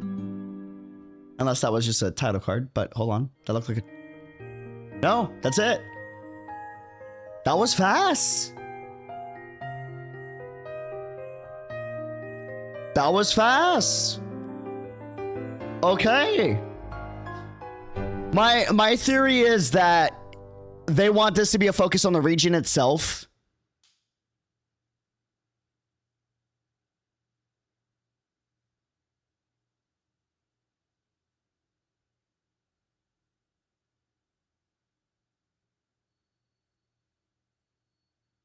Oh, I got tricked. I got tricked.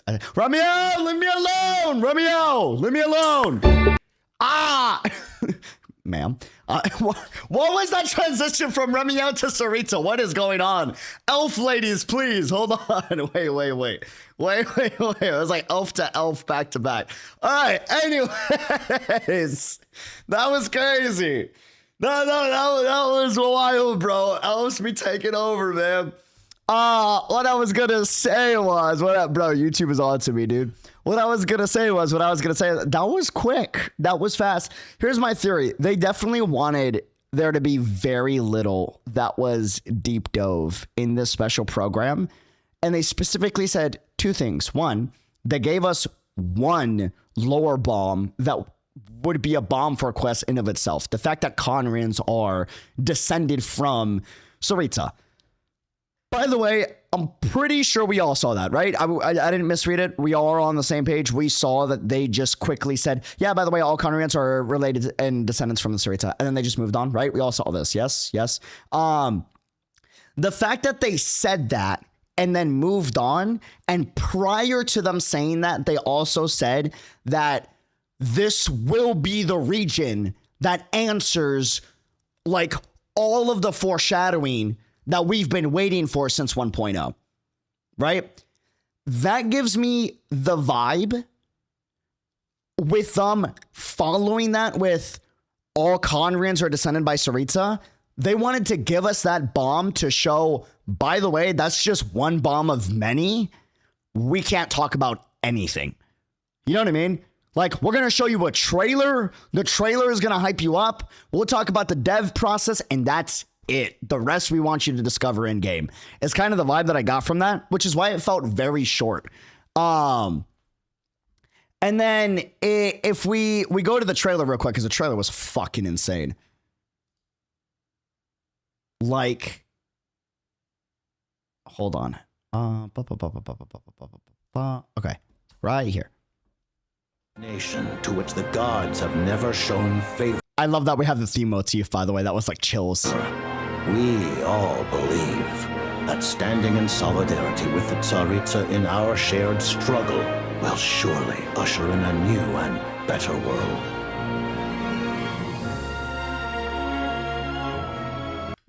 I already liked her design a lot, but they really are selling me on her a lot. Like I can just feel myself falling in real time. You know what I mean? They always appear so impossibly complicated. But in moments like this, its raw simplicity is laid bare. Hold on. Together. Oh, this is one of the best drops in Genshin Impact, in my opinion. I don't know. Call me recency bias, but like, bro, this shit. Maybe I'm just falling. Potentially. It's raw simplicity. But this drop hit me like a truck, dude. It is laid bare. The snow in Snezhnaya is always bitterly cold, and it never seems to end.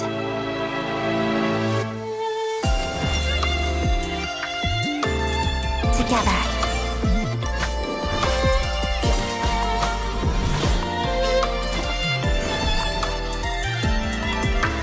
Waltz of the snowflakes.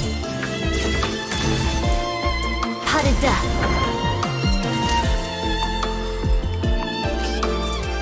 Beautiful soundtrack, but moving on from that, real fast, gameplay side. Called the Shadow Realm, a place where no wind blows, no light. Very interesting. The Shadow Realm, where no wind blows. Notice the first sentence, no wind blows, and then they also mention where no time is in the Shadow Realm, and where no wind blows. Venti, Easteroth, right? Shines, and no elemental energy flows. Even time itself doesn't exist here. No elemental energy flows, and even time itself doesn't exist here. Very reminiscent to Mare Jivati, It's a world where everything seems to come to a standstill. A world where everything seems to come to a standstill. You know what I mean? And they said that this place itself doesn't exist here. It's a world where everything seems to come to a standstill. This place is unnaturally warm, almost eerie. And the way that they talked about like plants being everywhere and the plants coming out of the kid's head, I don't know. That was kind of disturbing. Did anyone else get like unnerving vibes with that? Like, is there like some type of like, I don't know. The way they described it and showed the kid with the branches coming out of the head and like the almost plain eyes. A little weird, man.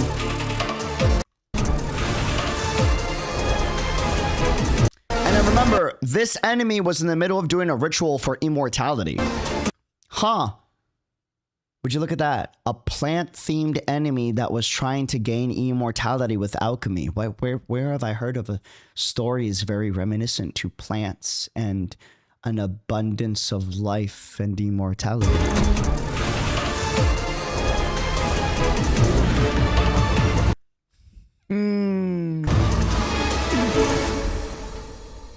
Paimon, please be okay. True consistency exists only in principle. So Paimon was sick, but also gets abducted by it from Renova. In the real world, fairness is... And it looks like Tartaglia was advocating for the disapproval for Project Stuza, was not a supporter of it, yet continues to remain intensely loyal to the Tsaritsa. I find that so fascinating. So you have no intention of finding a solution to this problem? In accordance with the result of this vote, Project Stuza will remain in effect. Stuza. I'm gonna be butchering all these terminology really bad. I didn't, by the way, real quick, fuck! I didn't care about her design at all. At all. I didn't care about her design. I swear they made these characters look better in-game model. Deadass. Like, they showed her design initially, and I was like, oh. I mean, she's cool, but I'm probably gonna skip, whatever. I'm seeing the model, I'm like, God damn it. With the result of this vote, Project Stuza will remain in effect until the next... Waving at my bank account. Hi! Veteran period. May I... But her on the left! Bro! I remind us all. Bro! You know what I'm saying? Civilization is nothing but an illusion. Something whose very existence can be negated at any moment. The storm might have destroyed all of Snezhnaya. Focus on civilization whose very existence can be negated and it just being an illusion? By now. Maybe even the whole world. A civilization that fails to learn its lesson constantly depletes its own worth. It will one day lose any reason for its existence. Renova.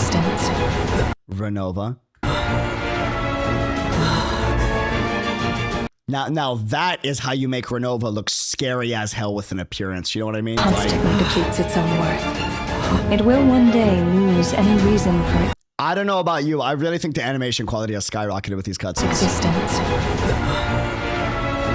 They look a lot more fluid. You're seeing micro expressions with the eye and the twitching. And you see what I'm seeing? Like any reason for its existence. Ruler the lighting engine looks great too. of death. What do you want? I'm gonna be focused and not be down bad. It's fine. We have Renova, right? Consider your position carefully. They made her model look good. Holy fuck! She's so fucking hot. The ruler of death, because she'll be the death of the account, bro. Oh my god. Consider your position carefully. Wow! This might have passed for a coincidence the first time, but a second time? This might have passed for a coincidence the first time. Interesting. Am I to assume you are intentionally interfering in Snezhnaya's affairs? Who says there will be a next time? Yo, this was like kill mode Traveler right here. There wasn't even a negotiation here. Aether was just pissed. She's like, am I to assume that there's going to be like interruptions next time? He said, who said there's going to be a next time between us? SNEZHNAYA's affairs. Who says there will be a next time? Brother said it was on site, dude. Each morning here, for every one of us, there's the chance that we might not wake up. We act only for the greater glory and solidarity of our nation. May the aurora shine ever on, and the tundra always stand firm. Your obsession with it baffles me. Your obsession with it, and then it cuts to Paimon. I really think Renova abducts Paimon, or is attempting to abduct Paimon. Always stand firm. Your obsession with it baffles me. When the day of reckoning arrives, not even a descender can hope to escape unscathed. Day of reckoning. The Tsaritsa will return in and she clearly knows like Paimon's true identity. Triumph in short order. The time for that, bro. The Tsaritsa, I don't care what nobody says on the internet. I don't care. The Tsaritsa is a 10 out of 10 fucking design. Holy hell. For us to meet again. That is exactly what I was hoping for. Like, will come very soon. Damn. Our goal is the heavenly principles. They've definitely we saw this in Nodcry. It was pretty noticeable, right? The model quality upgrade. Very soon. I feel like Shibai was like Shibai, I'm butchering the name, sorry, was a really big quality jump. You can see it in like the hair and like the eye detail. You also see it with like the model update with the Traveler's skin. But bro, the models look really, really good in SNEZHNAYA. Like, I feel like we saw a jump with Luna 1, and then we saw another jump with Shibai, right? But I still feel like the model quality on these look like another jump. And she's incredibly hot on the right. Holy hell.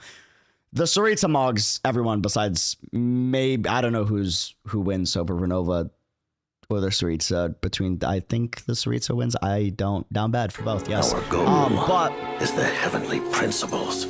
Our goal is the heavenly principles. Yeah, overall, I think it was a solid, it wasn't like anything insane from like quality of life optimization / like, you know, events or anything like that. But this is very much a region patch where I think they were like, we're going to focus everything on the region itself and the story and like open up the fucking Pandora's box. And my guess is the anniversary patch is where they're going to go quality of life, optimization, like everything. You know what I mean? I think it's going to be a 1-2 hit combo. You know how we had like ZZZ 3.0, right? And like that was a good patch, but we all agree like that also felt like a little fast, right? With like a lot of focus on the story. But then 3.1 came out and everyone was like, oh shit. And it was just like all the things, right? I feel like they're doing the same thing with Genshin as well, where it's a 1-2 hit combo, where it's like, we're doing SNEZHNAYA, we're going to hyper focus on the region and the story itself.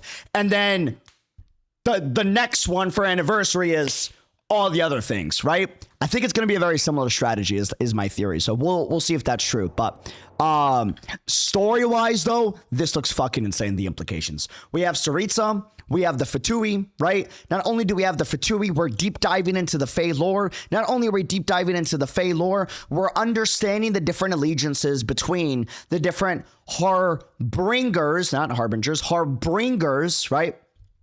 Because harbingers is the wrong way to say it. With Tartaglia advocating against Project Stew's advocating against Project Stew's. Hold on, stick with me. We're on a roll, stick with me. On top of that, and the Fae, and the different allegiances of, you know, Project Stew's not being welcomed by everyone in the Fatui, right?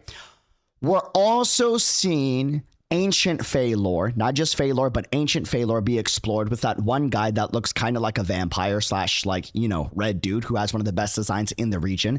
And then on top of that, we're getting the Shade lore, right? We're getting the connection of Celestia, the Shades, and their relationship with the Tsaritsa, right?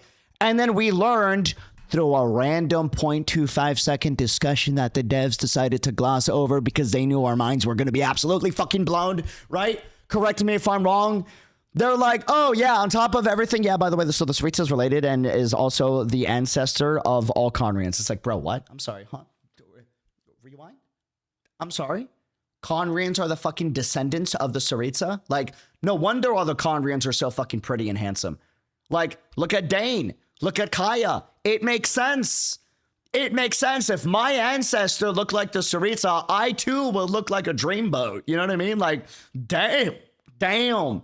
Family genetics go crazy. You know what I mean? Like, when they said ice has the power of preservation, they mean the preservation of beauty. Sorry. Anyways, but yes, like that's a bomb in of itself, right? And then the way that all connects with, oh, hold on, wait a minute. The Tsaritsa is bitter towards Celestia, Teyvat rule, and most importantly, more than anything else, the heavenly principles. Who did the heavenly principles screw over? Conria. This is starting to make a lot more sense. We know there's like a weird, I don't know if the word is beef, but tension and iciness between Venti and the Cryo-Archon Tsaritsa. That was implied back in 1.0, right? Where, now we know, like, oh, Conrians are descendants of the Tsaritsa. Conrians got screwed over. I wonder if there's a thread there, right? Then we're getting into the Shadow Realm. Wait a minute. The Shadow Realm doesn't have Easteroth / time anywhere in the Shadow Realm. No wind blows there. No elemental regions blow there. That's interesting. Wait a minute. The Fatui anthem is ushering in a new dawn and creating a new world, right? That is separate from the rule of Celestia. Shadow Realm, interestingly, #noticing, you know what I mean? Doesn't have any elemental energies throughout that realm. There's an interesting potential thread there as well, right? I very much think that that's definitely like heavily being used for research for the Fatui, for sure. And then we also learn that the third descender blessed the SNEZHNAYA with a power that transcends, right? That is out of the domain of the elemental energies and the rules of Teyvat, right? And that is the stellar reaction, right? So, or stellar sort of reaction. So that's fucking fascinating as well, right? That one's not new, boss. Well, I'm not fully caught up. So for me, that's interesting. That one's fascinating, right?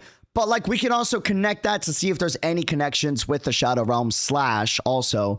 How is that going to play into Project Stuja?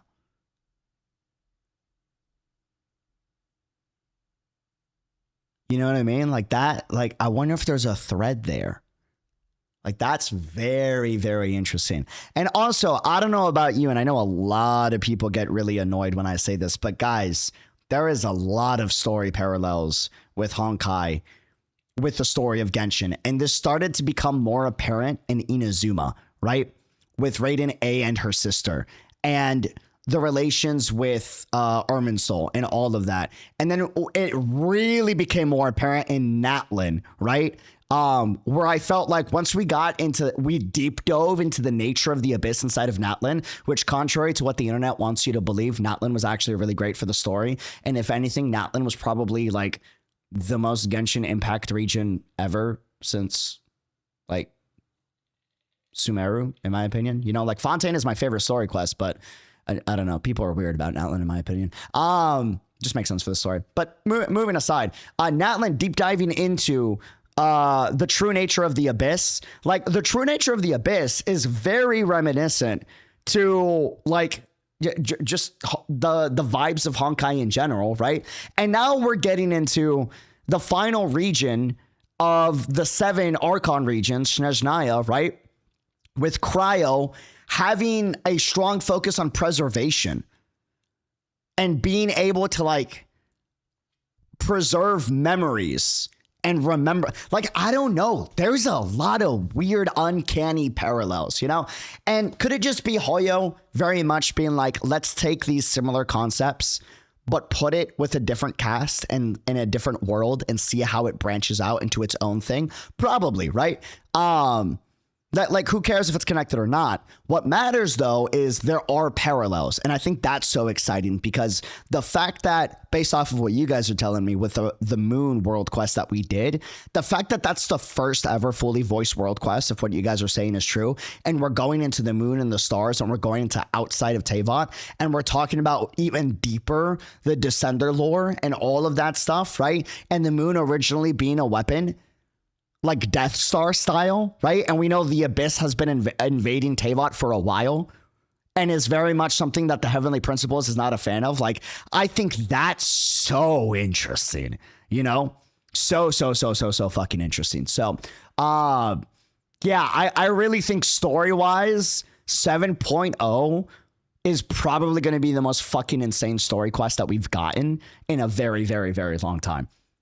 From like a lore standpoint, specifically, not from like a not from a climax standpoint, because we're not gonna get to the climactic arc or the climax of this arc until like 7.3, 7.4, probably, maybe even 7.5 or 6, depending on how many patches they want to do. One thing that I thought was very interesting, and please, this is important. Correct me if I'm wrong, right? Correct me if I'm wrong. Correct me if I'm wrong. Please, because I don't remember this fully. So I need you guys to correct me. Pay attention. Lock in real quick. What was the special program Genshin devs revealed how many Luna quests we were going to get? Was it Luna? Was it the first Nodcry special program, or was it like the second or third? Does anyone remember there was one special program where they were like, okay, we're going to get like a ton? Was it 6.0? The first one. The first one. Did they talk about, maybe I missed this in the last special program. Did they talk about how many Archon quests we were going to get in SNEZHNAYA yet in the last special program, or not yet? Not yet, right? Isn't it interesting how they didn't say anything here either?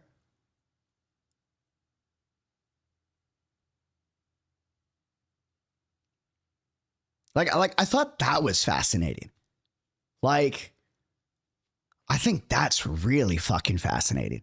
And the reason why I say I think that's really fucking fascinating, right, is because I wonder if they're cooking such a banger fucking quest, right, that they want to make sure they get the scheduling right before they give the roadmap and they finish a good amount of the quests.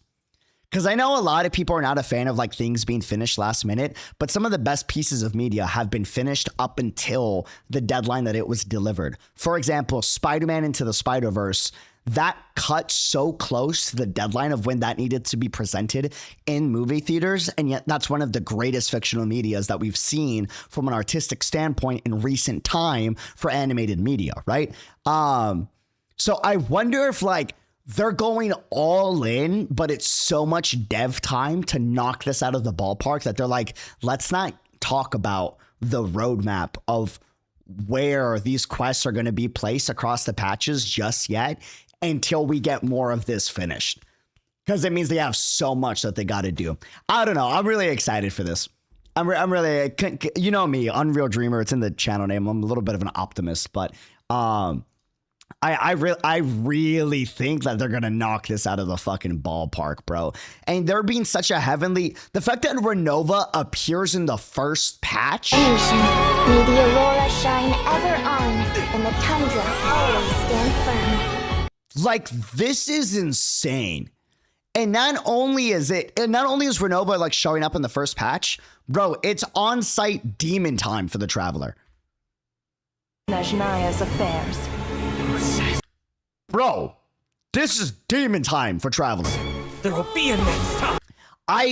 Now, contrary to what the internet wants to make you believe, they want to make you believe that this is a whole new channel, like a whole new direction for Genshin Impact, and like this is a new thing for the Traveler. If anyone actually paid attention to Inazuma, the one thing that a lot of people hated, you would realize that already in Inazuma, Traveler was getting annoyed being nice to everybody, right? He kind of got humbled a little bit and then, like became a little more open-minded as the Inazuma quest progressed. But if anyone remembers, in the beginning of Inazuma, he was already becoming very frustrated with like just in general, right? And then Nodcry comes and we get the conflicts with Dottore, a man that has been traumatizing not just the Traveler, but all of Teyvat in general, right? And bro, we see in full effect Traveler reminding not just the player, but Dottore and in the story, I am not a fucking hero. I am a morally gray character, and I'm not trying to be a hero. You know what I mean? I want to do what's right by the people, but I'm not above doing things that are not like the most heroic. Like it's not to be a hero. With him stabbing Dottore like in the back, right? And even Dottore is like, that's not what I expect from you. And now we're seeing this, like Renova appearing in the first quest. Second time, am I to assume you are intentionally interfering in Snezhnaya's affairs? I very much think that they're gonna parallel the Traveler's story and like their disdain for the heavenly principles and the shades growing to a culmination to help parallel why the Tsaritsa is going to play a very big part and perhaps the Traveler like not working together with, but like temporarily collaborating with the Tsaritsa in the future to a certain extent past Snezhnaya, and that's going to open up Pandora's box after Snezhnaya. But that's just all like my crackpot theories. And the reason why I say that is like even like the symbology right here with Traveler being on Demon Time the moment Renova appears, it's not just that. Let's look at the elements that's at play. We see frost and lightning, electro, like radiating off of him, right? The stellar reaction, which we know comes from the third descender. You know what I mean? Like I really think from like a narrative thematic standpoint, like that's kind of like the direction they're going with. And I think that's going to be pretty cool. I like the idea of that. I really do. I like the idea of Traveler for the longest time wants to do right by people, but at the end of the day wants to help his sister more than anything else. Right. And like, reestablish like his home. And then now with Nodcry, it's like, no, you know what?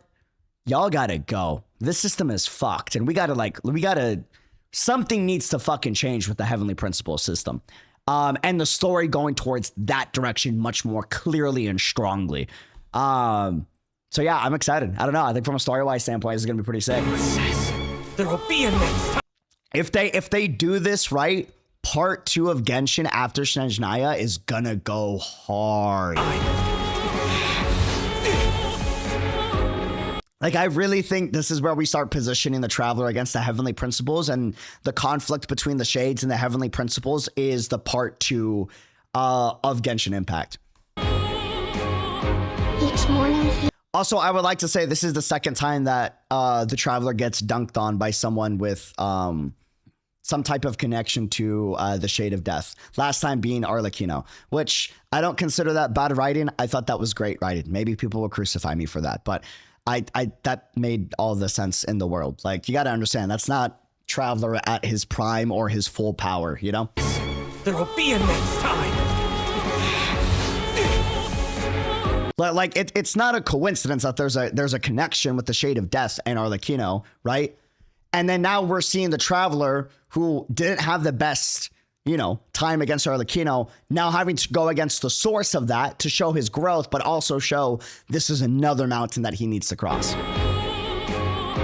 Each morning here, for every one of us, here's the chance Like, I very much feel like that was foreshadowing, that we might not. And before anyone's like, oh, but that doesn't make sense because the Traveler, I saw some people arguing the whole Arlecchino thing, like, oh, but the Traveler's traveled so many different planets and has clearly gone against so many other challengers and blah, blah, blah, blah, blah. I'm like, yeah, guys, that's Traveler when he had all of his powers. You know what I mean? He doesn't have all of his powers right now. And even Skirk said, like, one, your swordsmanship is not up to par, right? You have to train, which is why we have the training arc with Skirk. And then two, you're not using all of your elements to its full potential. Like that was an intentional part, right? Because we got to remember, like, fighting styles is based off of the tools you have at your disposal, and how your fighting style is like built as like a warrior or a fighter, whether it's in real life or in fiction, is based off of the tools at your disposal. If you're a boxer, right, and your whole life you've been a heavy hitter, you're known to like be able to have knockout power, right? But you're not fast, right? You don't have much technique, but your knockout power is there. You're going to build your fighting style very much around your knockout power, right? And then if one day you lose your knockout power because you get into a car accident and your body's not the same, right? What happens? You have to change your fighting style to where you now rely more on technique to make up for the fact that you've lost your knockout power. It makes all the sense in the world that if Traveler had a lot of knockout power strength stat built with his original powers, and then he lost that at the very start of Genshin Impact, he now needs to rely on the basics, something that he has not needed to rely on pre-Teyvat, right? Like this is an MC that is not strong fully yet because he is still adapting to not having the one thing, his original powers that he's had his whole life. You know, that's hard to switch. That takes a long, long time. And it's more apparent with Skirk's training arc that we see that with. So, yeah, I think the way that this is being built out for SNEZHNAYA is really good, and it makes a lot of sense if you look at it from like a bird's eye view, if that makes sense. You know? We act only for the... Yeah, and then like we also got to consider Traveler originally had wings, so his fighting style probably was built around flying and speed. Yes, exactly. 100%. And if anything, like based off of what you just said too, if we think about it, we've noticed with Dottore how much the Traveler likes to use Electro to dash him through things, right? Probably because it reminds him of his original reliance on his wings and speed back in the original 1.0. Aurora shine ever on. You know? And the tundra always stand firm. Your obsession with it baffles me. When the day of I really think Genshin Impact, I'm not just saying this to Glaze, like, correct me if I'm wrong, look at the micro expression movements on, and we saw this in Nodcry a lot, but it's so well animated. Like the way her eyes slowly open. Even the pupil slightly moving to the right as she's tracking Aether, right? The hair moving and flowing. It feels more natural. I really think that they've been working on their animations heavily since Nodcry. Ever on, and the tundra always stand firm. Your obsession with it baffles me. When the day of reckoning... Like it just feels buttery smooth, man. Lightning Engine feels a lot better too. Not even a descender can hope to escape unscathed.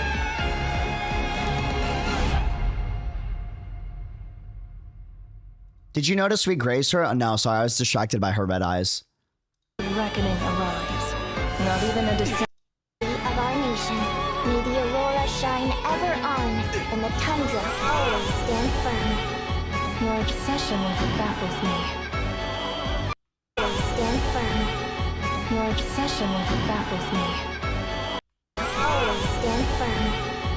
Aurora shine ever on, and the tundra always stand firm. Your obsession with it. Oh, you're right! Guys. If they can bleed.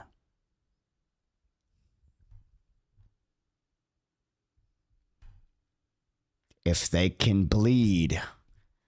Baffles me. When the day of reckoning it can be killed. Not even a descender can you know what I'm saying? You know what I mean? I wonder if that's because of the new element reaction that we get that's related to the third descender in SNEZHNAYA? Or is it because of how far Traveler has come, or a mix of the two? I think it's a mix of the two, but I'm just so curious if we get clarification on that. I think it's going to be really important.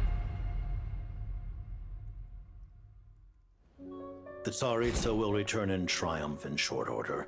It was a solid special program. Solid. Nothing insane. I think they're saving the insane stuff for the next one, for 7.1. Story-wise, though, I think this is the most excited I've been for in a minute. The Tsaritsa will return in triumph in short order. Like, the time for us to meet again. Don't let anyone convince you otherwise. Whether they like the game still or not, like that's a whole other story, right? But this is very much Genshin at its peak. Genuinely. The Tsaritsa will return in triumph in like short order. Everything from a thematic standpoint. The time for us to meet again will come very soon. Our goal is that Genshin Marathon win then? I got you. Hold on. Will come very soon. I got you. You see the timing on that? That was golden. Our goal is the heavenly principles. Was golden. Was golden. No, jokes aside though. The plan is to be fully caught up with the main story of Genshin Impact before 7.0 ends. Before 7.0 ends. Yudi, that's oddly specific. Why? I'll tell you why. Hold on. Are you watching? Hold on. Wait for it. The Tsaritsa will return in triumph in short order. The time for us to meet again will come very soon. That's why. Her and her. That's why.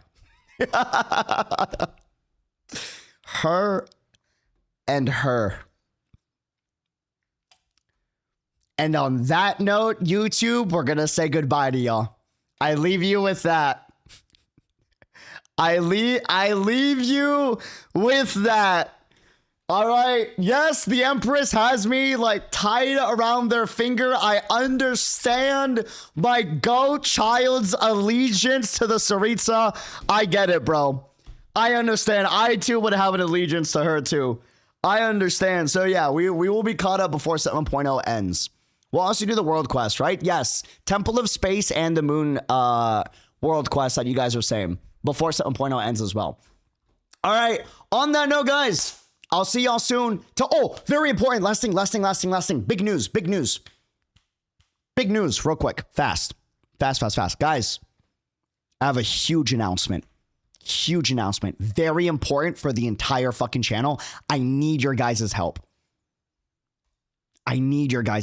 Okay? Very important. Huge fucking announcement. YouTube especially, I need your help more than Kick fam, all right? I need y'all to lock in. I'm so serious. This is so fucking important. All right? Big fucking announcement. This affects every piece of content on the channel and the future of the channel, for better or worse. All right? I need y'all's assistance for this. All right? Ladies and gentlemen, after 6 years as a content creator, full-time, I have finally admitted I need help. Finally. After 6 years, I've admitted I finally need help. Finally.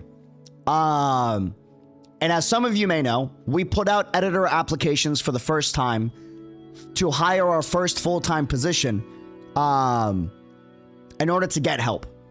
That way I can have more time to stream more content, and we can have more people for the first time be able to help us consistently pump out content on the YouTube channel.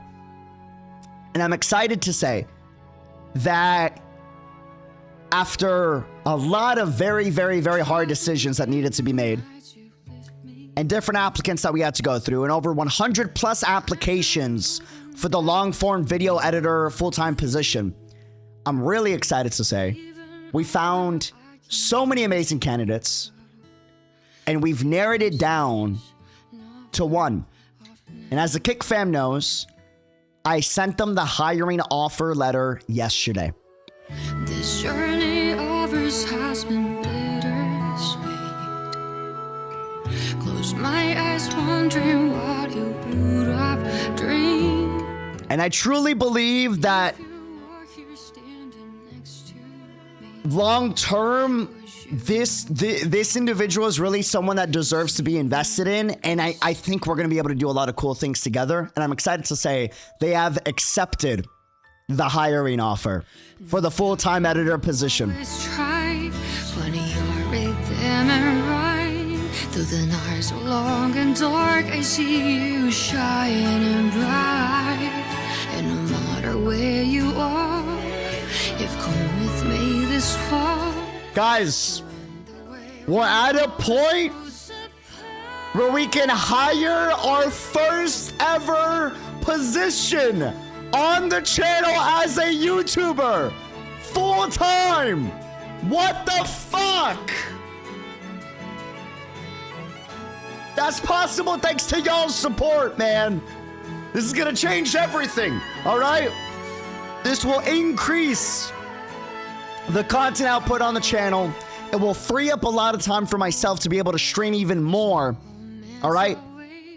And it will mean that I'll finally have assistants to help with backlog, to get a video out faster, and have a dedicated individual to be able to do more across all of our games. And no longer be just a one-man army. Would it be possible without y'all? Thank you so much for the support. From me and my family, and now our new hire to you. Cheers. Thank you, guys. Greatest fucking community I could ask for. Cheers. Thank y'all. Thank y'all, thank y'all, thank y'all. But on a serious note, I need your help. I need your help. This is a big deal, okay? So I need y'all to lock in with me real quick. I need y'all to lock in with me. I need y'all's help. Everyone on YouTube that has ever watched a stream or a video. All right? I know people are going to ask, UD, so are you hiring this editor to only edit for one game? No, I'm hiring this editor to be our full-time editor, to just help with content. There is an order to content, right? New content comes out, I record, I edit when I can, and then I upload when I can. Typically, I can't always get it out right away. Sometimes I can, sometimes I can't, right? Which is why, even to this day, I say, if you want to see Genshin Impact content, or you want to see content of other games a lot sooner than YouTube gets it, bro, join us on Kick. It's free. Use a VPN if it doesn't work for you. It works like a charm. We have workarounds in the Discord. It's the easiest way to see all of the content that gets produced. But for people that are just YouTube onlys, right? This is going to be the first time that we're going to finally have help to be able to get that content out faster. Because the problem isn't so much that,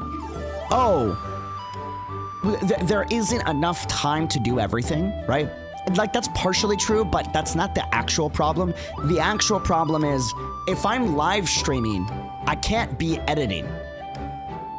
If I'm editing, I can't be live streaming news story content. I can't be at two places at the same time, right?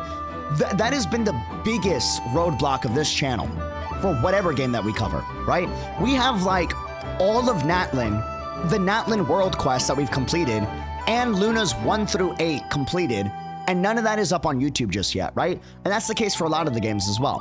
I have like hundreds of hours of footage that still hasn't been uploaded to YouTube of almost every single game on this channel. Some more than others, right? But like, that's an issue. This is going to help alleviate that. But I need your assistance with it, okay? Here's why. So I'm going to begin the process this week for onboarding them. We're going to have meetings. There's going to have to be training. There's going to have to be communication. This is the first full-time member we're adding to the team, besides my amazing wife, who's helped so much with content output, a lot. Mind you, we've uploaded more videos in the last 3 months than we've uploaded in like years worth of content before that, right? And that was just between me and Manager Son, right? So having a full-time editor is going to be huge, the amount of content output we're going to be able to get. But here's where I need your guys' help. So I have bad news. Good news, but bad news at the same time. Here's the bad news. Here's the bad news, right? Kick fam, you already know what it is. The bad news, that's also good news, but still bad. They're a very interesting, I think they're the perfect candidate, and they were my #1 pick, right?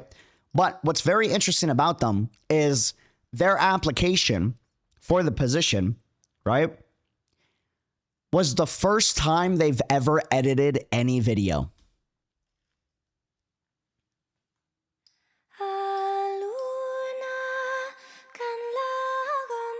Ever.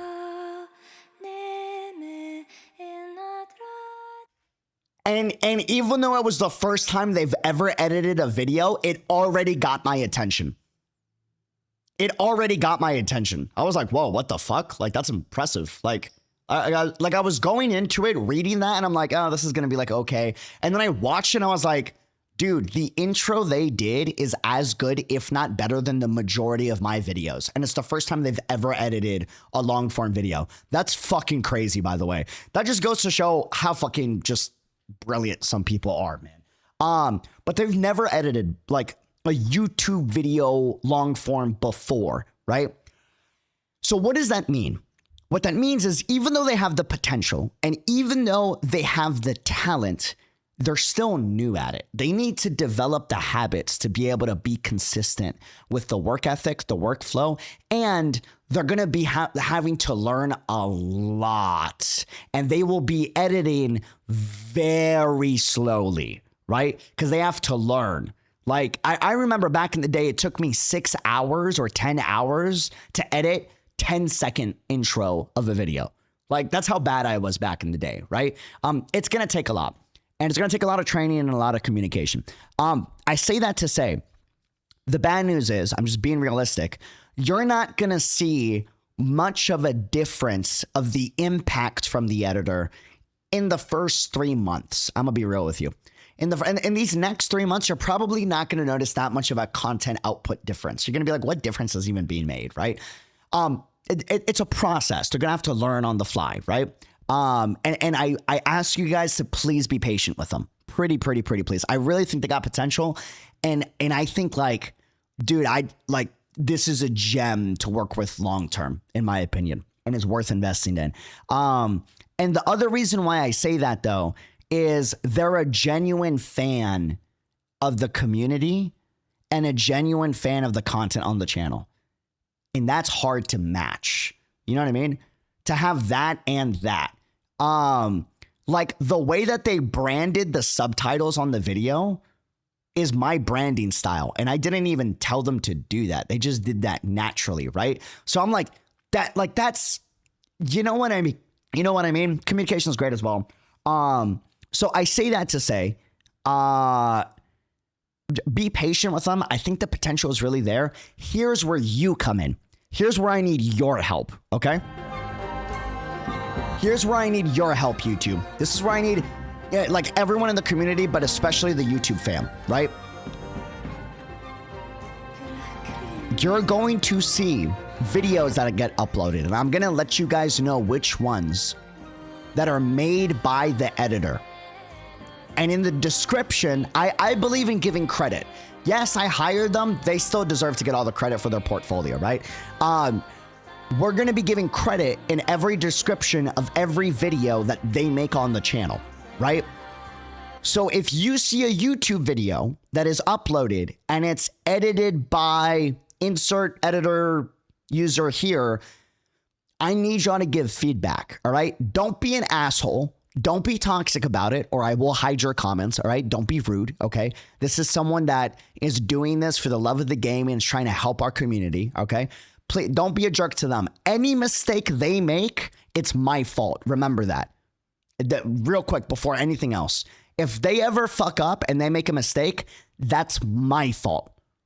Remember that, pretty please. So if you ever get pissed off at anything they create, be pissed off at me, because I'm their boss and it's my job to set them up with the tools they need to succeed. And if they don't succeed, that's my fuck up, okay? So if you ever have any issues with them, point those issues towards me, pretty please, okay?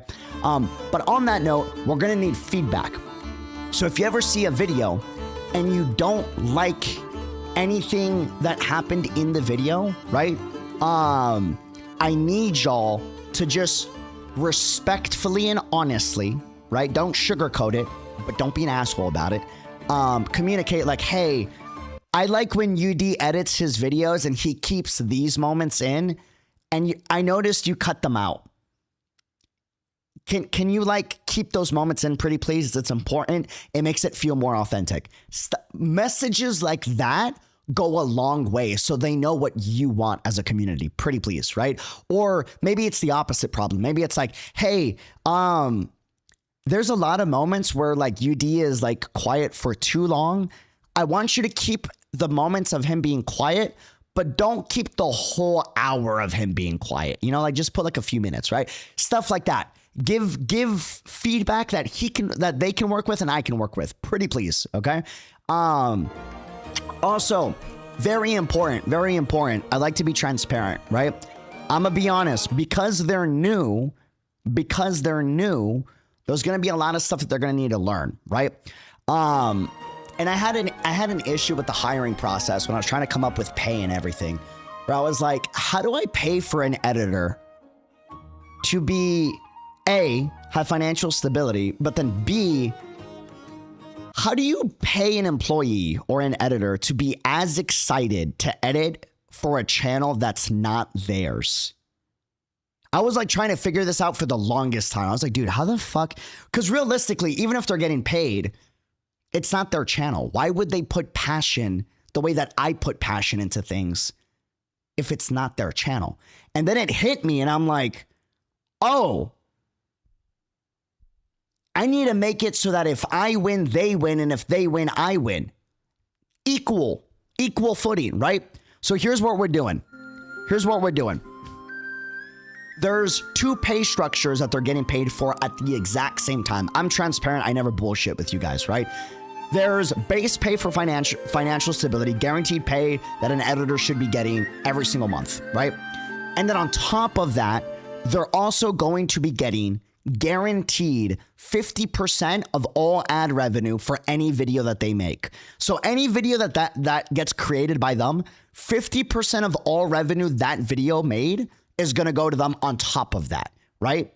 And the reason why is if that's the case, that means the better that video they make performs, the more money they make, right? So they're all of a sudden, they're going to be a little more motivated. They're going to be a little more motivated to like make the channel be successful, right? I feel like that just makes sense. So that's what we're doing. So I say that to also say, if you could help him out and help us out, like do it on all my videos, pretty please. But if you see a video that's like edited by Editor Son, pretty please leave a like and a comment. It helps out a lot for the ad revenue. But that's important. That's important. And the reason why I want y'all to know that is that way you know that like, oh, like that's going to be huge for like incentive and to be like passionate. So I'm hoping that like they're going to be super fucking excited with that. They already seem excited from the emails that we've sent back and forth. And I really think that's going to be great. I think it's going to be amazing. So yeah. Pretty please though, I need y'all's help. I can't say this enough. Be honest with the feedback. I'll let you know which videos are the ones that are edited by them, but you can always check on yourself. If you notice in the description, it'll be like, it should say video edited by, and then like Editor Son #1, because ideally in the future we want to hire more editors as we grow. We can only afford one right now. I do want to hire another editor that applied, that by the way is fucking insane. But I want to hire them part-time, just for like specific videos, right? But in the future, I do want to hire more editors. Like the goal is to grow the channel so that we have a team of editors one day. Hopefully, fingers crossed. That way we can just pump out a lot of content, but we're not quite there yet. You know, baby steps, one at a time. Don't add too much plates to the arms and then everything drops, right? So I can't say it enough, guys. Please, please, please, please, please. If you see a video is edited by Editor Son and I tell you that it is, or you see and you check for yourself, leave some feedback, all right? And be detailed with your feedback. Don't be like, I didn't like the vibes. vibes weren't good. I need UD to edit instead. You know what I'm saying? Like just if you could explain why the vibes of a video is better than the vibes of that video, I would appreciate it, you know? But not just constructive criticism feedback. I also need you to leave praise.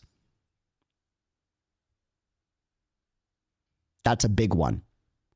I know we always give constructive criticism to game devs about things they can do better, but we also make sure we praise game devs when they do good. That way they know what they're doing good at so they can keep doing it. So I also need you guys to give praise for like, dude, I loved this edit. This was my favorite moment in the video. Do stuff like this, right? So if y'all can also leave that type of feedback too, so they know what's working and they can keep doing that, right? Pretty please. And again, it's going to take a few months before you notice a difference in content output because I'm going to have to train with them a lot and teach them a lot about how YouTube works, how YouTube videos work, and what you guys enjoy and what you guys don't enjoy and all that stuff. And it's always a learning process, you know? So just look forward to that. I'm so excited. It's our first full-time editor position that we've ever had on the team. We've had an editor help out before, Cyan, my homie. He's awesome. He's great. But, you know, he's doing his own thing right now. But we've never had a full-time position. And this is our first full-time position, hired position. So if y'all could just help out with the feedback for that. And then just be patient. And I can't say this enough, guys. Very important. I understand some of you guys only watch my content if it's like one game or two game and that's it. And you don't watch the rest. I totally get it. I only watch certain creators for certain games too, right?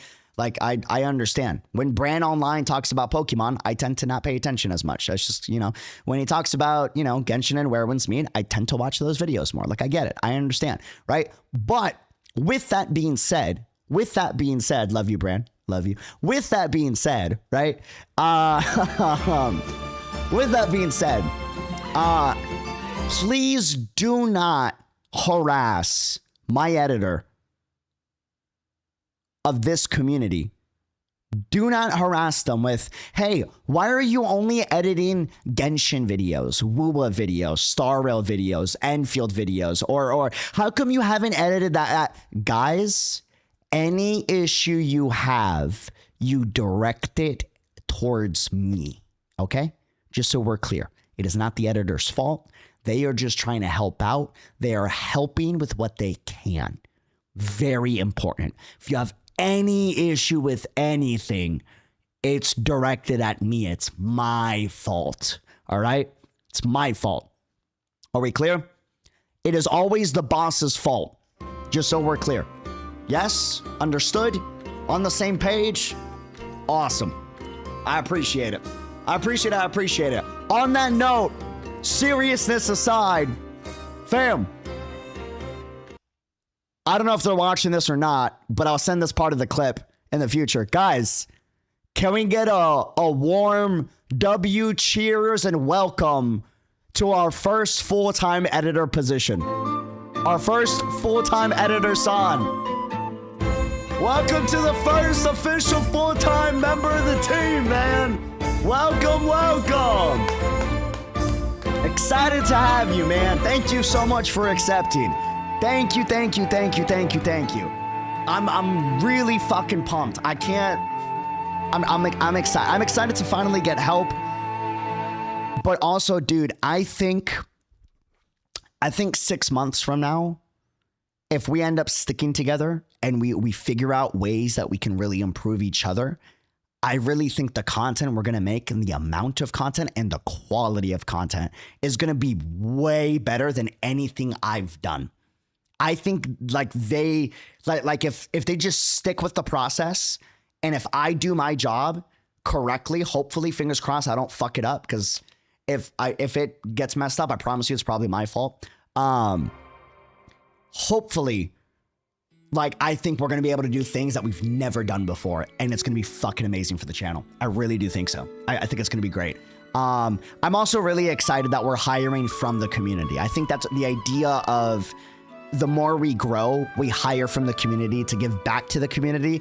That just feels right. You know, feels natural. They know, also the edits that they did for their portfolio were a lot of inside jokes that only the community would know. And I thought that was cool. Because it's like, oh, okay, like, you know what I mean? The other thing too, not right away, but we're gonna be up adding a editor suggestions channel in the Discord, so y'all can leave any feedback there if you ever want to leave.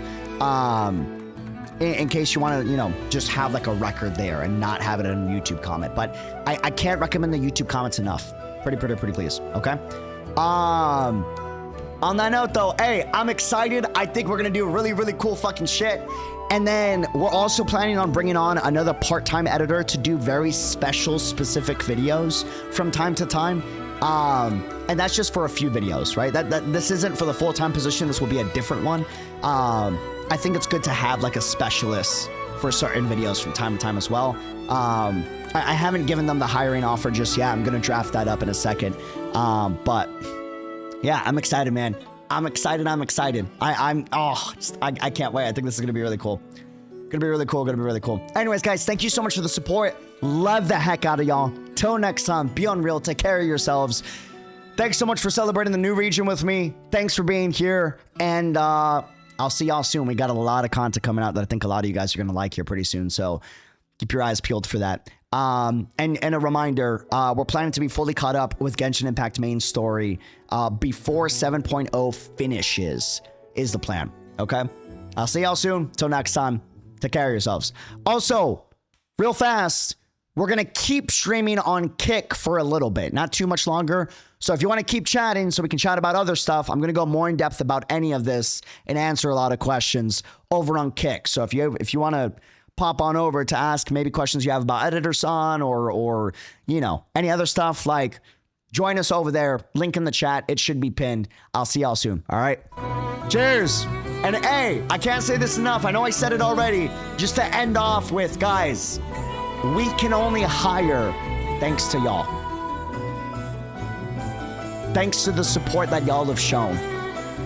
Thank you. Y'all are changing lives, man. I can't say that enough. Thank you for the support.